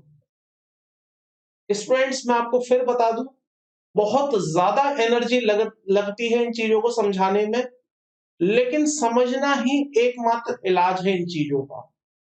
आप रट्टाफिकेशन करके चले जाएंगे, आपसे क्वेश्चन सॉल्व नहीं होंगे। मैं आपको फिर बोल रहा हूं, रट्टाफिकेशन से चीजें सॉल्व नहीं होंगी। रट्टाफिकेशन दिमाग में जंग लगा देता है। रट्टाफिकेशन फिर गर्दने पीछे आगे पीछे करवाता है, कोई बता दो प्लीज, कोई हेल्प कर दो। लेकिन अगर आपने लॉजिक क्लियर कर रखे हैं, आपके फंडामेंटल बेसिक प्रिंसिपल क्लियर हैं, जो इसका मूलभूत स्ट्रक्चर है, अगर आपने वो क्लियर कर लिया, लॉजिक क्लियर कर लिए, तो ट्रस्ट में स्टूडेंट आपको 1% भी कहीं दिक्कत नहीं आएगी। 1% तो बहुत ज्यादा है, मैंने 0.1% भी आपको दिक्कत नहीं आएगी। लॉजिक आप क्लियर रखो। मैं आपको इतना टाइम लगा रहा हूं, इससे बेटर था मैं आपको एक फॉर्मेट दे देता, देखो बेटे ये सारी चीजें जोड़ देना और ये सारी चीजें माइनस कर देना, आपका आंसर आ जाएगा। बट मैं ऐसा बिल्कुल नहीं चाहता हूं। आपको रट्टाफिकेशन नहीं करनी है। रट्टाफिकेशन करके आप दिमाग में जंग लगा देंगे। और अगर आपने आईपीसीसी लेवल पर रट्टाफिकेशन कर ली, तो सीए फाइनल में तो आप क्या ही करेंगे, वहां तो आप कर ही नहीं पाएंगे फिर रट्टाफिकेशन। तो प्लीज, टाइम है, मौका है, सारी चीजें आपके फेवर में हैं। अभी तो आपने शुरुआत करी है, शुरुआत में रट्टाफिकेशन कर लोगे कुछ नहीं होगा। अभी बेस बना लोगे, चीजें लाइफ लॉन्ग आपको याद रहेंगी। मुझे क्यों याद है, एक बात बताइए, मुझे क्यों याद है, मुझे क्यों लॉजिक इतने क्लियर है, मैं कैसे आपको पढ़ा पा रहा हूं? बिकॉज मेरे ऊपर भी यही सारी चीजें थी उस टाइम पर, मेरे सामने भी यही चैलेंज थे। एक, या तो मैं रट्टाफिकेशन कर लूं और एग्जाम क्वालिफाई कर लूं, बाई चांस, जो कि बहुत मुश्किल है। रट्टाफिकेशन से एग्जाम क्वालिफाई नहीं होगा, प्रैक्टिकल वाला तो नहीं होगा। हाँ, ऑडिट हो सकता है, लॉ हो सकता है, बट प्रैक्टिकल सब्जेक्ट नहीं होंगे। दूसरा ऑप्शन था कि मैं भी चीजों के लॉजिक बनाऊं, लॉजिक डेवलप करूं और उनका लिंकिंग बना के उसको समझ पाऊं। तो अगर आप लिंकिंग बना लेंगे, चीजें आपके लिए आसान होंगी, लॉजिक बनाएंगे आसान होंगी, रट्टाफिकेशन करेंगे मुश्किल होंगी। तो वापस आ जाते हैं कॉन्सेप्ट पर। अब यहां पर एक चीज और उठाते हैं, मान लीजिए सैलरी। एसएससी बोलता है कि मैंने यहां पर 3 लाख रुपए की सैलरी पे करी है। अब इनकम टैक्स वाले क्या बोलते हैं कि भाई साहब, ये जो सैलरी आपने खर्च करी, ये जो खर्चा है, ये भले ही आपके हिसाब से 3 लाख होगा, लेकिन हमारा एक सेक्शन है, वो सेक्शन ये कहता है कि इतनी सैलरी अलाउ नहीं होगी। एक अमाउंट है सैलरी का, इतना अलाउ होगा। तो इनकम टैक्स वाले क्या बोलेंगे कि ये जो आपने 3 लाख रुपए सैलरी डाली है ना, जिससे आपने अपना प्रॉफिट कम कर लिया है, भाई साहब इसे ऐड कर दो और जो सैलरी हम आपको बताएंगे वो लेस कर लेना। तो यहां पर salary debited to P and L. तो जो सैलरी आपकी यहां पर है, कितनी है, कितनी थी, 3 लाख रुपए, ये ऐड कर दो। क्लियर है यहां तक?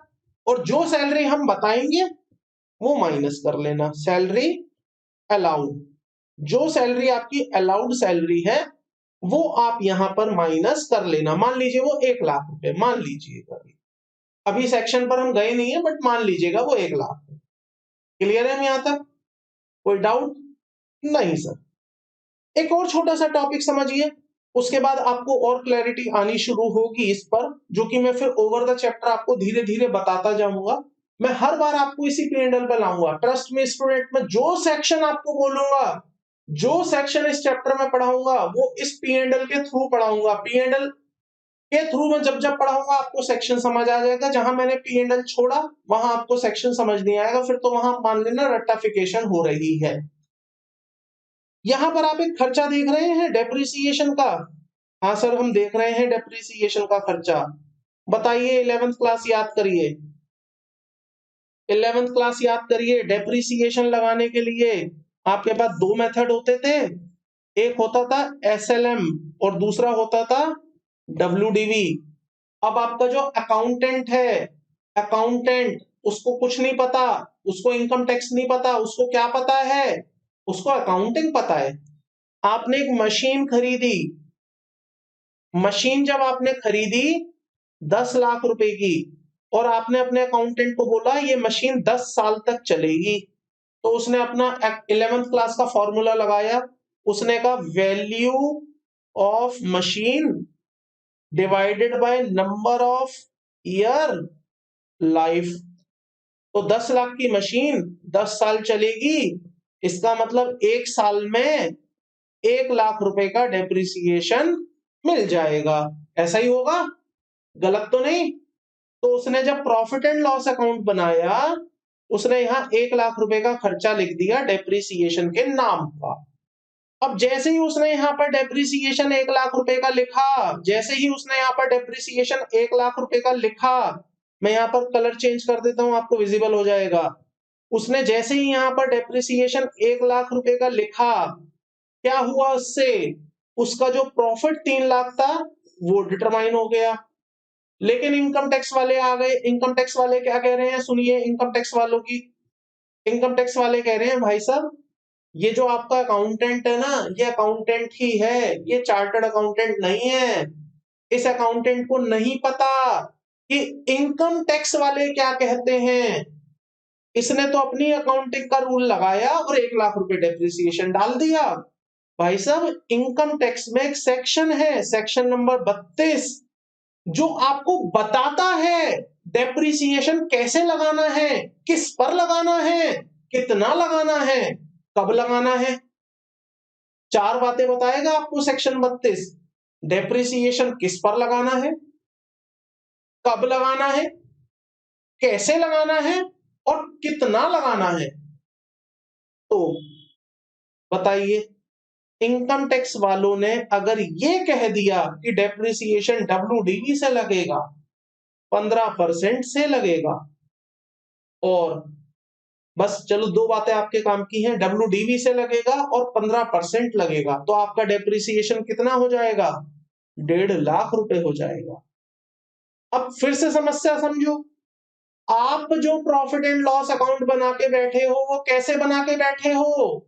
सर, आप जो प्रॉफिट एंड लॉस अकाउंट बना के बैठे हो, वो तो आप अकाउंटिंग के हिसाब से बना के बैठे हो, लेकिन क्या इनकम टैक्स वाले भी उसी अकाउंटिंग के प्रॉफिट को मान लेंगे? क्या वो मान लेंगे यही प्रॉफिट है? नहीं, वो तो कैलकुलेशन करेंगे इनकम टैक्स के हिसाब से क्या प्रॉफिट बनता है।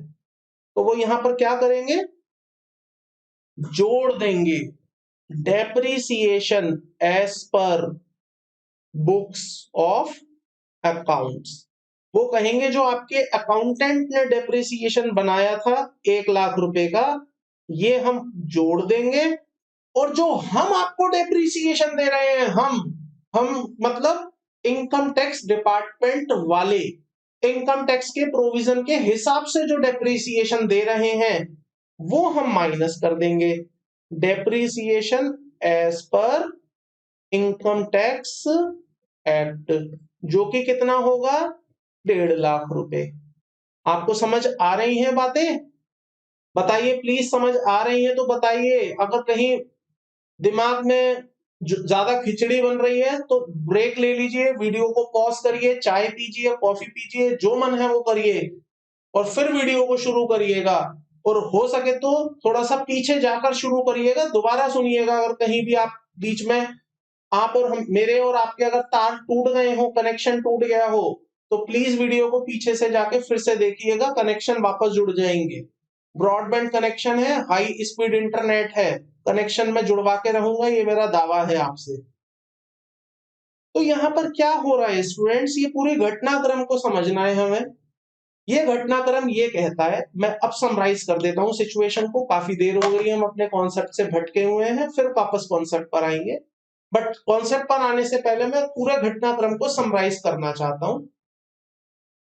जब आप अपना प्रॉफिट एंड लॉस अकाउंट बनाते हैं, तो वो प्रॉफिट एंड लॉस अकाउंट आपके अकाउंटेंट द्वारा बनाया जाता है as per the accounting policies, as per the accounting rule.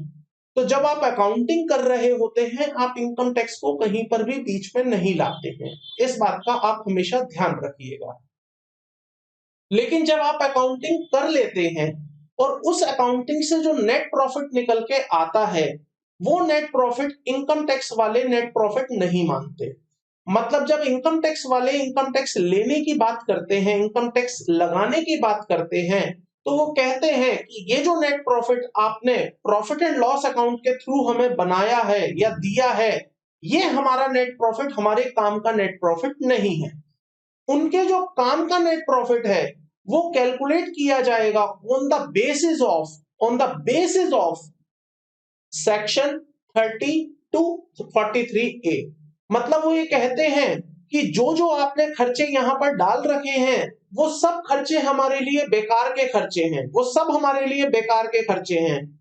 हम तो वो खर्चे मानेंगे जो हमारा लॉ हमें बताएगा, सेक्शन 30 से लेके सेक्शन 43A तक का जो लॉ हमें बोलेगा कि ये खर्चा खर्चा है, हम उसे खर्चा खर्चा मानेंगे। सिमिलरली इनकम पर भी यही बात है। अगर आपने अपने प्रॉफिट एंड लॉस अकाउंट में कोई इनकम दिखा रखी है, लेकिन इनकम टैक्स में पीजीवीपी का सेक्शन 30 से लेके सेक्शन 43A तक का कोई सेक्शन उसको कवर नहीं करता है, वो कहता है कि ये हमारे हिसाब की बात नहीं है, ये हमारे सेक्शन के दायरे में नहीं आती, ये हमारी इनकम नहीं है, तो हम उसे इनकम नहीं मानेंगे और वो हम आपके नेट प्रॉफिट में से माइनस कर देंगे। माइनस क्यों कर देंगे? क्योंकि उतने अमाउंट से आपने अपना प्रॉफिट इन्फ्लेट कर रखा है, बढ़ा रखा है, तो हम उसे एक्सक्लूड कर देंगे। तो आपको यहाँ पर इस बेसिक बात का हमेशा ध्यान रखना है कि जो अकाउंटिंग में आप प्रॉफिट निकाल रहे हैं वो प्रॉफिट आपका इनकम टैक्स के लिए टैक्सेबल प्रॉफिट नहीं होगा। इनकम टैक्स वाले तो जो अपना प्रॉफिट कंप्यूट करेंगे, कैलकुलेट करेंगे, वो on the basis of section 30 to 43A तक के जो प्रोविजन बोलता होगा उसके हिसाब से कंप्यूट करेंगे। इतनी बात आपको क्लियर है? फिर से रिपीट कर देता हूं। जब भी आप अकाउंटिंग का प्रॉफिट निकालेंगे, अकाउंटिंग का प्रॉफिट केवल अकाउंटिंग के प्रॉफिट तक लिमिटेड रहेगा। इनकम टैक्स आपको उस वाले प्रॉफिट पर नहीं देना। इनकम टैक्स में जो प्रॉफिट कंप्यूट होगा for the purpose of income tax under the head PGBP, वो कंप्यूटेशन सेक्शन नंबर 30 से लेकर 43 तक की जाएगी। तो जो सेक्शन 30 से 43A तक की बातें लिखी हैं, वहां पर जो प्रोविजन लिखे हैं, वहां पर जो तरीका लिखा है, उस तरीके से आपका प्रॉफिट कंप्यूट किया जाएगा। अगर आपको इतनी बात समझ आई है तो एक स्टूडेंट से मतलब एक स्टूडेंट यहाँ पर सवाल अक्सर पूछ लेता है, वो ज्यादा समझदार होने की वजह से ऐसा पूछता है। वो कहता है कि सर, मैं आपको सिचुएशन बताता हूं कि एग्जैक्टली क्वेश्चन क्या आता है। यहां सर आपने एक्सपेंसेस की लिस्ट लिखी, ABCDEFG, बहुत सारे खर्चे आपने लिख दिए। यहां फिर आपने नेट प्रॉफिट निकाला। तो क्या जब हम इनकम टैक्स के लिए प्रॉफिट कंप्यूट करेंगे, अच्छा जब हम इनकम टैक्स के लिए प्रॉफिट कंप्यूट करते हैं ना, तो उसको कहते हैं computation of taxable income, computation of taxable income. अगर आप मेरी पहली क्लास नहीं भूले हैं तो मैंने वहां बताया था एक रियल इनकम होती है और एक टैक्सेबल इनकम होती है। तो मेरे इस वाले एग्जांपल में देखो, रियल इनकम है 3 लाख, लेकिन जो टैक्सेबल इनकम है ना वो कुछ और निकल के आएगी। यहां पर आप कर लीजिएगा इसका प्लस माइनस, तो टैक्सेबल इनकम कुछ और ही होगी। जरूरी नहीं है जो आप रियल में कमाते हैं वही आप टैक्स में भी ऑफर करते हैं for the purpose of income tax. There might be possibility कि आपकी एक्चुअल में रियल इनकम कुछ और हो और जिस पर आप टैक्स दे रहे हैं वो टैक्सेबल इनकम कुछ और हो। तो जब आप कंप्यूट करते हैं टैक्सेबल इनकम, तो वहां पर आप बनाते हैं कंप्यूटेशन ऑफ टैक्सेबल इनकम।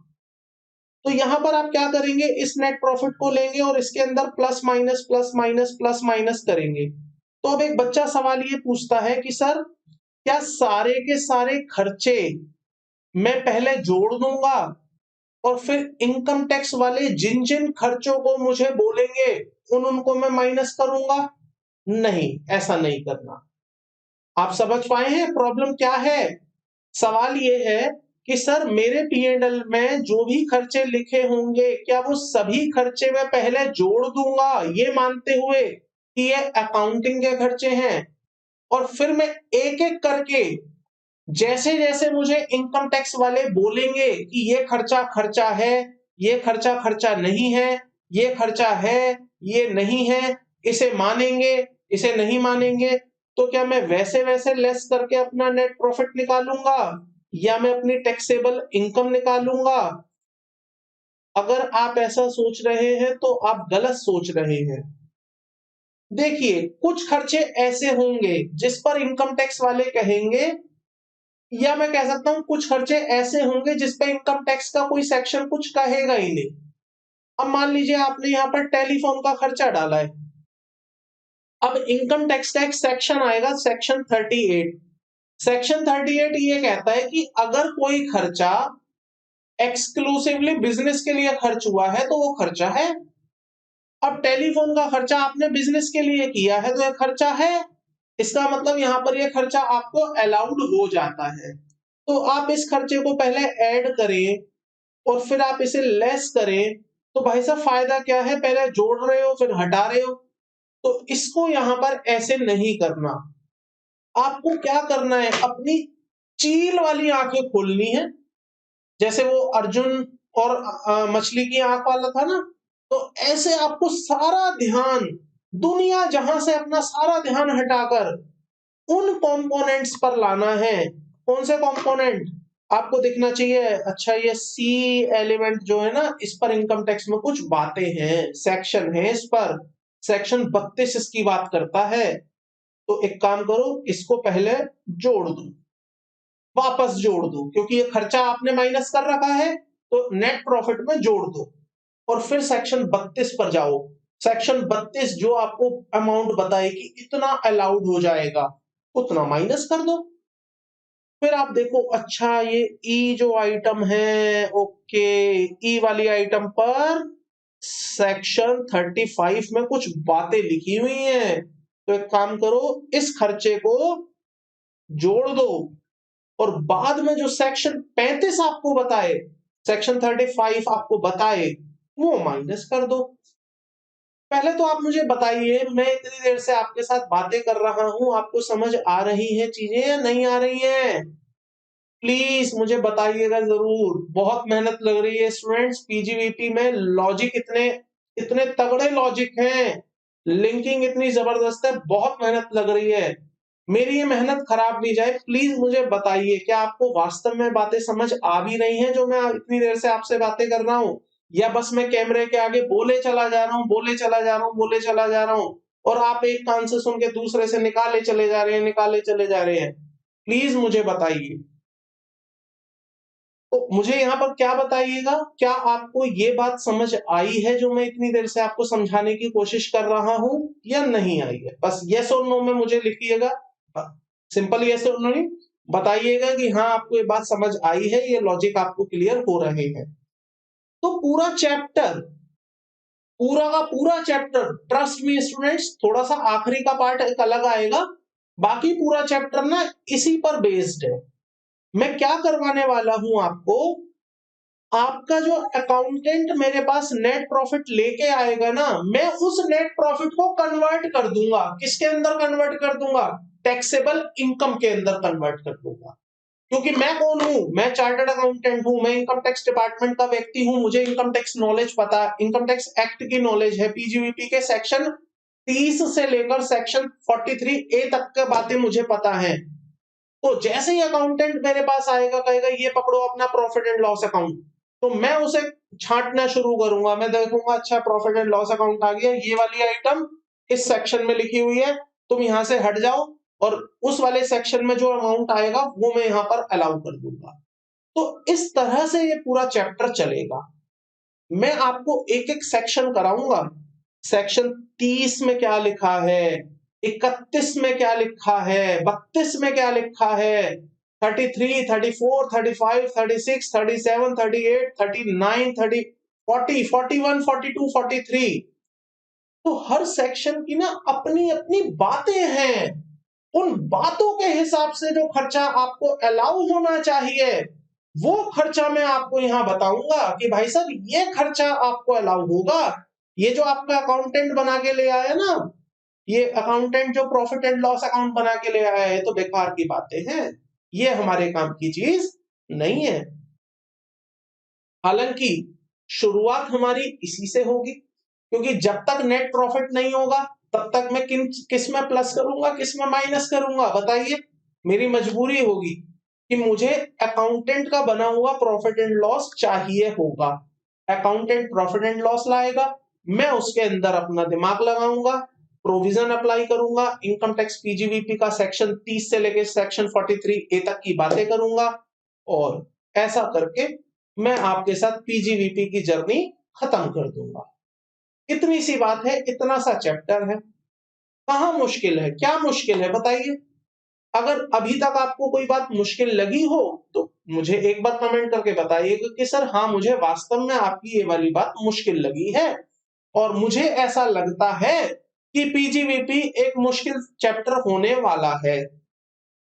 मेरी वीडियो जितने लोग देख रहे हैं, अगर किसी को भी दिल से ये लगता हो कि हाँ वास्तव में सर ये मुश्किल बात है जो आप हमें समझा रहे हैं, ये मुश्किल है, हम नहीं कर पाएंगे इसे, तो प्लीज वो मुझे बताइएगा कमेंट में कि सर मेरे हिसाब से मुझे ये मुश्किल चीज लगती है, मेरी कैपेबिलिटी कहती है कि मैं ये चीज नहीं कर पाऊंगा, या ये चैप्टर मुश्किल है तो मैं इसे छोड़ दूं। वो मुझे प्लीज बताइए।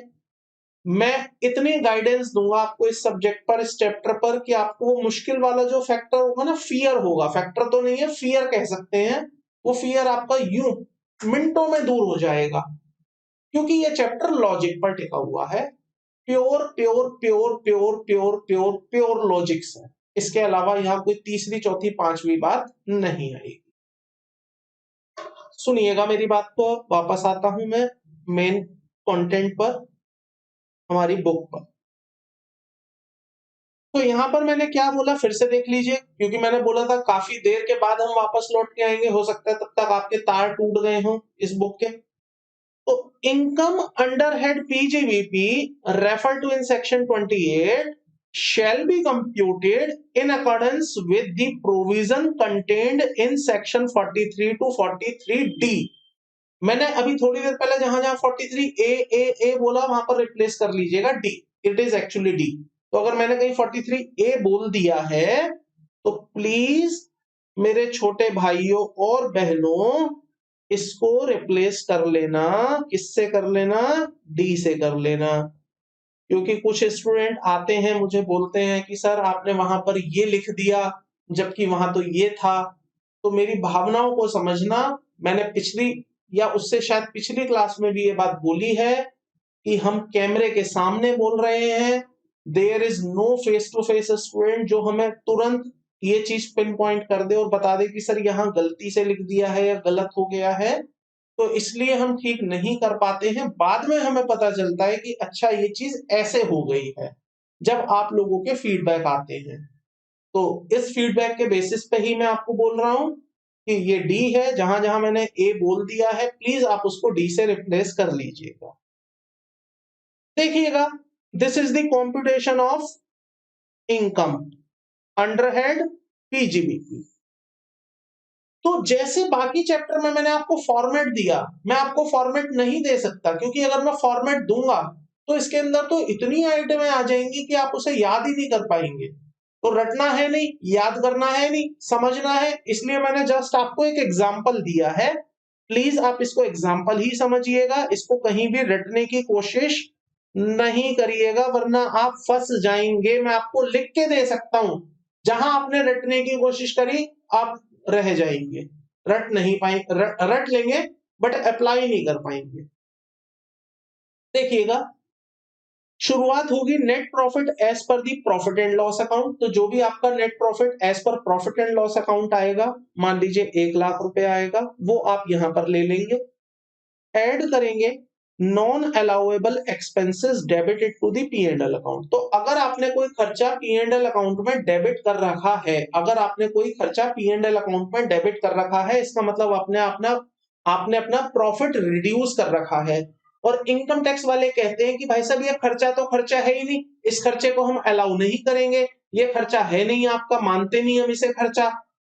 तो क्या वो आपके वाले नेट प्रॉफिट पर टैक्स मांगेंगे, या जो नेट प्रॉफिट आपने निकाला था उसके अंदर उस आइटम को वापस जोड़कर अपना जो प्रॉफिट आएगा उस पर टैक्स मांगेंगे? तो आंसर आएगा जोड़कर, क्योंकि जब आपने अपना प्रॉफिट एंड लॉस अकाउंट बनाया था तो आपने उस खर्चे को वहां पर माइनस कर रखा था, लेकिन इनकम टैक्स वाले कहते हैं भाई साहब ये खर्चा तो खर्चा ही नहीं है, क्यों माइनस किया?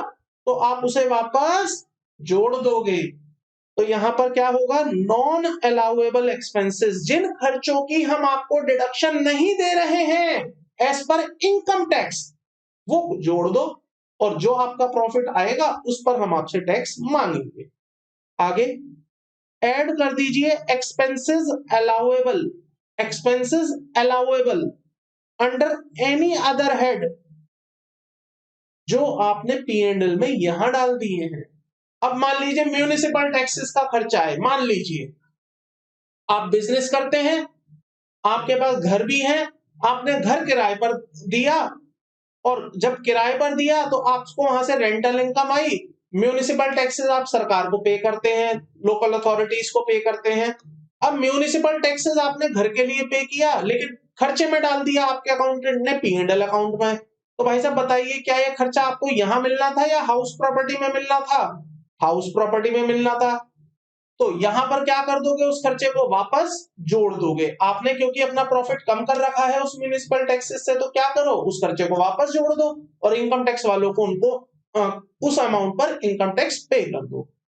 तो expenses allowable under any other head, जो आपको किसी और हेड में दिए जाते वो यहां पर आपने डाल रखे हैं, डेबिट कर रखे हैं, तो उसे जोड़ दो। या कोई पर्सनल खर्चा, जैसे मैंने आपको एग्जांपल दिया इंश्योरेंस का, आपने अपना पर्सनल इंश्योरेंस पे किया है, तो भाई साहब बिजनेस का खर्चा थोड़ी है, बिजनेस के प्रॉफिट को क्यों कम कर रहे हो?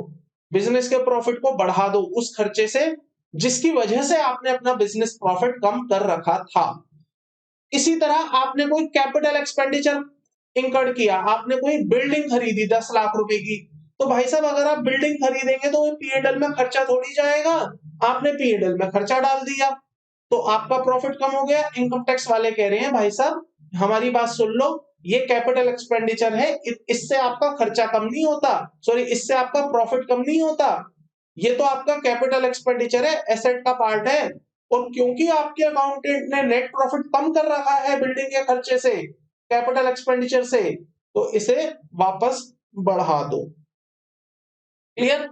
तीसरा आइटम देखिएगा, add income chargeable under this head but not credited to P&L। एक ऐसी इनकम है जो इस हेड में टैक्सेबल होती है लेकिन आपने उसे P&L में क्रेडिट ही नहीं किया। सर जब आपने उसे P&L में क्रेडिट नहीं किया तो इसका क्या मतलब हुआ? देखो ये आपने P&L अकाउंट बनाया था, यहां पर एक इनकम आनी चाहिए थी 1 लाख रुपए से, आपने डाली ही नहीं थी, आपने डाली ही नहीं थी, तो यहां जो आपका नेट प्रॉफिट आ रहा था क्या वो अंडरस्टेटेड नहीं था? बिल्कुल था। मान लीजिए आपका यहां पर नेट प्रॉफिट आया था 10 लाख रुपए, मान लीजिए, मैं इसको हटा देता हूं, 10 लाख रुपए आपका नेट प्रॉफिट था, लेकिन आपको बाद में पता चला कि एक इनकम 1 लाख रुपए की आपने P&L में क्रेडिट की ही नहीं है जो कि होनी चाहिए इस हेड में। तो अगर मैं अब कर दूं 1 लाख रुपए में, अब वहां कर दूं, क्रेडिट डाल दूं, तो आपका ये प्रॉफिट कितना हो जाएगा? 11 लाख रुपए। तो बताइए फॉर्मेट के हिसाब से मैं क्या कर रहा हूं, मैं ऐड कर रहा हूं ऐसा कोई अमाउंट जो कि क्रेडिट नहीं हुआ है P&L में लेकिन होना चाहिए था। Income chargeable under this head but not credited to P&L account, तो वो आप ऐड कर दो।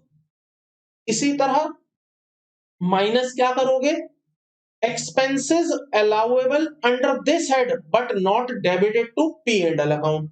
भाई हमेशा अकाउंटेंट गलतियां करेगा, लाजमी नहीं है, लेकिन कभी कभी मतलब ऐसी गलतियां करेगा जिससे इनकम टैक्स वालों को गुस्सा आए, ऐसा जरूरी नहीं है, वो कभी कभी ऐसी गलतियां भी कर देगा जिससे इनकम टैक्स वाले आपको फायदा देंगे। मतलब आपके अकाउंटेंट ने कोई खर्चा P&L में डाला नहीं था लेकिन इनकम टैक्स वाले कह रहे हैं अरे भाई साहब क्यों नहीं डाला, ये तो आपका खर्चा है, इसे खर्चा मानो, और आप जो हमें ज्यादा अमाउंट पर टैक्स देने की बात कर रहे हो वो मत दो, कम कर लो इसे। तो इनकम टैक्स वाले कह रहे हैं इसे खर्चा मानो, ये खर्चा है, इनकम टैक्स लॉ के हिसाब से खर्चा है लेकिन आपने P&L में डाला नहीं है। तो क्या करोगे, माइनस कर दोगे, लेस कर देंगे expenses allowable under the head but not debited to P and L account. एक ऐसा खर्चा जो आपने पी एंड एल में डेबिट किया ही नहीं है, वो हम यहां पर आपसे कह रहे हैं माइनस कर लो, डिडक्शन ले लो। एग्जांपल देखो सर, अभी मैंने बताया था आपको डेप्रिसिएशन, आपने खर्चा कितना डाला था बुक्स में, 1,00,000 रुपए, लेकिन इनकम टैक्स वाले कहते हैं अरे भाई साहब क्या कर रहे हो, 1,00,000 का खर्चा नहीं है तुम्हारा, तुम्हारा खर्चा तो 1,50,000 रुपए का है। तो उन्होंने क्या करवाया था, 50,000 रुपए माइनस करवाए थे ना, याद है, देखो पीछे चलो, 1,00,000 जुड़वाया था और 1,50,000 रुपए माइनस करवाया था। मैं हाईलाइट कर देता हूं, 1,00,000 रुपए उन्होंने जुड़वाया था और 1,50,000 रुपए उन्होंने माइनस करवाया था, तो इसका मतलब उन्होंने 50,000 माइनस करवाया था। तो ऐसा भी केस आएगा जहां पर आपका अकाउंटेंट किसी खर्चे को खर्चा नहीं मानेगा, लेकिन इनकम टैक्स वाले कहेंगे अरे भाई साहब क्या कर रहे हो, ये तो तुम्हारा खर्चा है, इसे तो कम से कम खर्चा क्लेम करो, इसका तो बेनिफिट उठाओ, इनकम को रिड्यूस कर दो और कम इनकम टैक्स हमें पे कर दो। Clear? Last but not the least, less income credited to P and L account but not chargeable to this head. तो ये भी मैंने आपको एग्जांपल दिया था, आपके अकाउंटेंट ने पी एंड एल बनाया है, मैं फिर से बना देता हूं, आपके अकाउंटेंट ने पी एंड एल बनाया और पी एंड एल के अंदर बोला इंटरेस्ट, उसके अंदर उसने बोला डिविडेंड, उसके अंदर उसने बोला रेंट, और इन तीनों इनकम से उसने अपना प्रॉफिट बढ़ा लिया। तो मान लीजिए प्रॉफिट आ गया 15,00,000। अब बताइए 1,00,000 ये है, 2,00,000 ये है और 2,00,000 ये है, क्या 5,00,000 रुपए से आपका प्रॉफिट बढ़ा हुआ है या नहीं है? बिल्कुल है, 5,00,000 रुपए से आपका प्रॉफिट बढ़ गया।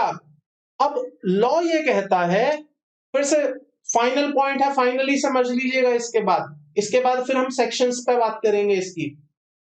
इनकम टैक्स वाले आए, ये लो जी इनकम टैक्स डिपार्टमेंट आ गया, ये बंदा है, बंदा क्या कह रहा है, 15,00,000 रुपए की इनकम है जी, 15,00,000 रुपए में मेरे से टैक्स ले लो। इनकम टैक्स वाले कहेंगे अरे भाई क्या कर रहे हो तुम, हमारी बात सुनो, ये इनकम टैक्स डिपार्टमेंट है, ये कह रहा है इस 15,00,000 रुपए में, डिपार्टमेंट कह रहा है 15,00,000 रुपए में आपकी ये 1,00,000 रुपए की इनकम है, जो सेक्शन 28 से लेके 43D तक नहीं आती। ये इनकम कहां आती है आपकी, 56 में आती है, अदर सोर्स में आती है। तो ये हटाओ, यहां से हटाओ, तुरंत हटाओ इसे। आप इस पर क्यों टैक्स दे रहे हो? सर सर क्या हम इस पर टैक्स नहीं देंगे? अरे नहीं भाई, मैं ऐसा कब कह रहा हूं टैक्स नहीं देंगे, देंगे, पीजीबीपी में नहीं देंगे, अदर सोर्सेज में देंगे। तो सर फायदा क्या हुआ, पीजीबीपी से हटा लिया, अदर सोर्स में डाल दिया। हम यहाँ पर फायदे नुकसान की बात नहीं कर रहे, हम बात कर रहे हैं लॉ की। लॉ ये कहता है पीजीबीपी की इनकम कंप्यूट की जाएगी as per the section 30 to 43D। PGBP की इनकम कंप्यूट की जाएगी as per the section 30 to 43D।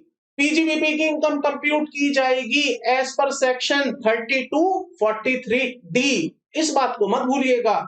अब मुझे बताइए इंटरेस्ट इनकम आपकी क्या सेक्शन 56 में आती है या 30 से 43D तक आती है? 56 में आती है। तो अगर ये इसमें नहीं आती तो प्लीज प्लीज प्लीज आप ये 1,00,000 रुपए माइनस कर दो। डिविडेंड इनकम आपकी कहां पर टैक्सेबल होती है? अदर सोर्स में, सेक्शन 56 में टैक्सेबल होती है। तो बताइए क्या ये भी माइनस करेंगे? यस, डिविडेंड भी आप माइनस कर दो 2,00,000 रुपए का। इसके बाद बताइएगा रेंटल इनकम, आपके अकाउंटेंट ने रेंटल इनकम आपके प्रॉफिट एंड लॉस अकाउंट में डाल दी है, इनकम टैक्स डिपार्टमेंट वाले पूछ रहे हैं बताइए भाई साहब ये रेंटल इनकम किसकी है? आपने बोला हाउस प्रॉपर्टी की है। तो उन्होंने बोला यार इस रेंटल इनकम को तो सेक्शन 22 में जाना चाहिए। जैसे ही आप कहते हैं सेक्शन 22 में जाएगी, तो सेक्शन 22 तो हाउस प्रॉपर्टी का है, आप इस इनकम को 30 से 43 के बीच में कहां ला रहे हो? क्या ये इनकम सेक्शन 30 से लेके 43 तक टैक्सेबल होगी? आंसर आएगा नहीं सर, ये यहां टैक्सेबल नहीं होगी। तो आपका ये 2,00,000 रुपए भी माइनस हो जाएगा। तो ऐसा करते करते उसने क्या किया, 15 लाख में से 1 लाख हटा दिया, 2 लाख हटा दिया और फिर से 2 लाख हटा दिया और उसने कहा 10 लाख रुपए पे मुझे टैक्स दे दो। क्या उसने ये बोला 10 लाख रुपए पे टैक्स दे दो? नहीं, उसने बोला पीजीबीपी में 10 लाख रुपए पे टैक्स देना, बाकी ये जो 5 लाख रुपए हैं मैं इस पर भी टैक्स मांगूंगा, लेकिन पीजीबीपी में नहीं मांगूंगा। कहां मांगूंगा? अदर सोर्सेज में मांगूंगा, हाउस प्रॉपर्टी में मांगूंगा, लेकिन पीजीबीपी में नहीं मांगूंगा। तो आप मेरे मैसेज को प्लीज ऐसे मत समझिएगा कि आप ये कह रहे हैं कि सर ये इनकम तो टैक्सेबल ही नहीं होगी, बाहर कर देंगे, टैक्स नहीं लगेगा, बच जाएंगे, मजे आ जाएंगे। भाई साहब, पीजीबीपी में नहीं लगेगा, किसी और हेड में तो लगेगा। तो अभी हमारा चैप्टर क्या चल रहा है? पीजीबीपी चल रहा है। पीजीबीपी में नहीं मांगेंगे, हम कह रहे हैं नहीं मांगेंगे पीजीबीपी में, लेकिन जो आपके रिस्पेक्टिव हेड है वहां पर भेज देंगे। तो देखो क्या हो रहा है, ये 5 घर हैं आपके, 5 घर, ये लोग इस घर में से उठाएंगे, यहां भेज देंगे, यहां से उठाएंगे, यहां भेज देंगे। तो क्लासिफिकेशन सही करो। ये इनकम यहां की थी ना, यहां टैक्सेबल होगी। ये इनकम इस घर की थी, इस घर में टैक्सेबल करो। ये इनकम इस घर की थी, इस घर में टैक्सेबल करो। अगर आपने कोई इनकम इस घर में डाल दी है जो कि यहां होनी चाहिए, तो भाई साहब यहाँ क्या करोगे? यहां से उठाओगे, यहां भेज दोगे। इतना ही काम आपको करना है। इतना ही मैं आपको काम सिखाने के लिए यहाँ पर आपके साथ बातें कर रहा हूं। समझ आती हैं इतनी बातें? बिल्कुल आती है सर। आइएगा वापस बुक पर आइए मेरे साथ। तो ये हमने फाइनली क्या रिजल्ट निकाल लिया फिर? Profit and gain from business और प्रोफेशन, आगे लिखिएगा, टैक्सेबल अंडर हेड पीजीबीपी। तो यहां पर जो आपको अमाउंट मिलेगा वो आपका profit and gains from a business और profession taxable under head PGBP कहलाएगा। क्लियर है यहां तक? हाँ जी, कोई डाउट? नहीं सर, कोई कंफ्यूजन नहीं। अब जाते जाते आज की क्लास को हम यही रोक देंगे। नेक्स्ट क्लास में मैं आपके साथ चार्जिंग सेक्शन की बात करूंगा, सेक्शन 28 डिटेल में समझाऊंगा। काफी सारे पॉइंट्स है, प्रैक्टिकली उसको लिंक करके समझाऊंगा। बट जाने से पहले आप इस पॉइंट को अच्छे से समझिएगा। जो मैंने आपको अभी तक समझाया है जस्ट उसी का क्रक्स बता रहा हूं, नई बात नहीं है। Computation of profit and gains from a business or profession is divided into multiple section, जो कि जर्नी आपकी सेक्शन 30 से शुरू होगी और सेक्शन 43 तक जाएगी। तो सेक्शन 32-37 जो होगा वो आपको एडमिसिबल डिडक्शंस की बात बताएगा। मतलब ये बताएगा कि कौन कौन सी डिडक्शंस हैं जो आपको मिलेंगी।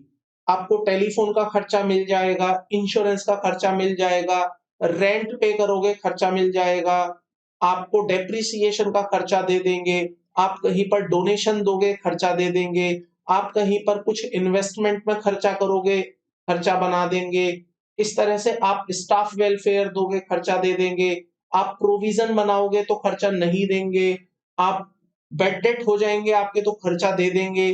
तो ये सेक्शन आपको केवल बताएगा कौन कौन से खर्चे आपको अलाउ होंगे और कौन कौन से खर्चे आपको अलाउ नहीं होंगे। मैं चाहता हूं आप इसे लिखें, हिंदी में लिख देता हूं, कौन से एक्सपेंसेस अलाउ होंगे और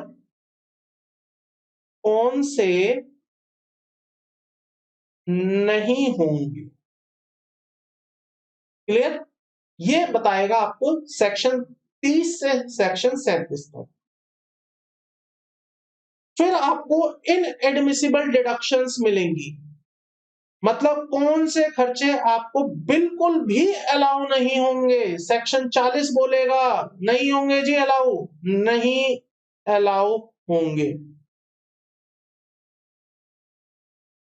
साफ साफ बताएगा ये सेक्शन। भाई साहब मेरी बातें पूरी कर लेना, मेरी कंडीशन मान लेना, सेक्शन 40 आपको ऐसा बोलेगा, ये खर्चे आपको नहीं मिलेंगे।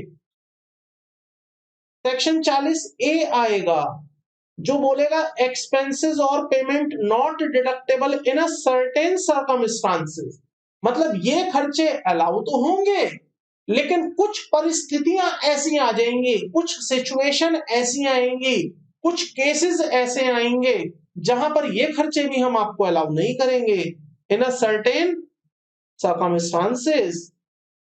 तो हम सेक्शन पहुंच गए हैं 40 तक।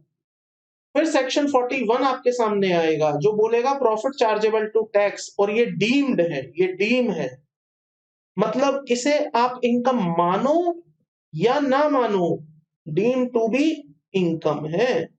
आप इसे मत मानो इनकम, मतलब आप कहते रहो इनकम नहीं है, कुछ भी कहते रहो, हल्ला मचाते रहो, शोर मचाते रहो, इनकम नहीं है, इनकम नहीं है, हम मान लेंगे, मानो या ना मानो, मान लेंगे कि ये इनकम है। सेक्शन 41 के अंदर बात करेंगे। और फिर कुछ मेरे अदर प्रोविजन है जिसमें मैं आपको सेक्शन 43, सेक्शन 44 इन दोनों की बातें बताऊंगा। क्लियर है यहां तक? तो स्टूडेंट्स ये है पूरी जर्नी जो मैं आपके साथ तय करने वाला हूं आने वाली 10 प्लस क्लासेस में।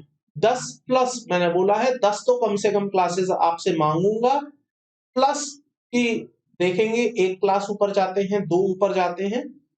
क्वालिटी के साथ कॉम्प्रोमाइज मैं नहीं करना चाहता हूं, चाहे कुछ भी हो जाए, इसलिए कह रहा हूं 10 प्लस। अगर आपको क्वालिटी नहीं चाहिए तो मुझे कमेंट बॉक्स में जरूर बताइएगा। अगर आप वीडियो के इस पार्ट तक पहुंच चुके हैं तो मैं आपसे जाते जाते बस एक रिक्वेस्ट करूंगा, अगर आप चाहते हैं कि सर कोर्स जल्दी खत्म कर दो, क्वालिटी हमें नहीं चाहिए, तो प्लीज कमेंट बॉक्स में लिखिए। स्टेटमेंट आपका ऐसा होना चाहिए, we don't want the quality lecture, we want the faster lecture. तो मैं आपको कल से देखो किस स्पीड से बढ़ाता हूं। क्वालिटी एक तरफ भाड़ में जाएगी, क्वालिटी, स्पीड आप मेरी देखना। आप भी कहोगे कि सर ये क्या कर दिया, 2 दिन के अंदर पूरा इनकम टैक्स खत्म कर दिया आपने। तो प्लीज मुझे बताइएगा जरूर कि आपको क्वालिटी चाहिए या स्पीड चाहिए। दोनों चीजें एक साथ नहीं मिल पाएंगी, ये मैं आपको बता दूं। ईदर क्वालिटी और स्पीड, दोनों चीजें एक साथ आपको मैं नहीं दे पाऊंगा। कोई और दे दे तो मैं कह नहीं सकता, मैं नहीं दे पाऊंगा। क्वालिटी और स्पीड दोनों एक साथ नहीं मिलेंगी। तो या तो आप मुझसे क्वालिटी ले लीजिए या आप मुझसे स्पीड ले लीजिए। अब चॉइस आपकी है, आपको क्या चाहिए, क्वालिटी चाहिए या स्पीड चाहिए, कमेंट बॉक्स में जरूर बताइएगा। आप भी बोलेंगे सर आज आपने इतनी बार कमेंट बॉक्स में हमें रिप्लाई करने को बोल दिया। मैंने इसलिए बोला क्योंकि आप लोगों की तरफ से कोई फीडबैक नहीं आ रहा है, और वी वांट अ फीडबैक। बिना फीडबैक के हम कैसे चल पाएंगे? जैसे आपको खाने के लिए, हम लोगों को ह्यूमन बीइंग के लिए खाने के लिए खाना, जीने के लिए खाना चाहिए होता है ना, ऐसे ही हमें मोटिवेशन के लिए आपसे फीडबैक चाहिए। आप फीडबैक देंगे तभी तो हम मोटिवेट होंगे, तभी तो हम चीजें इंप्रूव कर पाएंगे, तभी तो हम चीजें इंप्लीमेंट कर पाएंगे। आप ही अगर कुछ नहीं बोलेंगे तो हम चीजों को कैसे कर पाएंगे? Okay, I found this on the web for. तो प्लीज फीडबैक दीजिए, कमेंट करके बताइए, वीडियोस को लाइक भी कीजिए अगर आप एक्चुअली में वीडियो को पसंद कर रहे हैं तो चलिए आज की इस क्लास को यहीं रोक देते हैं। नेक्स्ट क्लास में I will discuss with you the charging section, section 28 of the PGBP. तो जब तक मैं आपके साथ नेक्स्ट क्लास में मिलता हूं तब तक आप अपना होमवर्क करते रहिए, मन लगाकर पढ़ते रहिए, चीजों को रिवाइज कर लीजिए, और अगर आपके कहीं कोई डाउट क्वेरी है तो वो आप मेरे से पूछ लीजिए। जल्द ही मिलता हूं आपको नेक्स्ट वीडियो में पीजीवीपी के चैप्टर के साथ, पीजीवीपी के लेक्चर के साथ। तब तक के लिए थैंक यू, बाय बाय।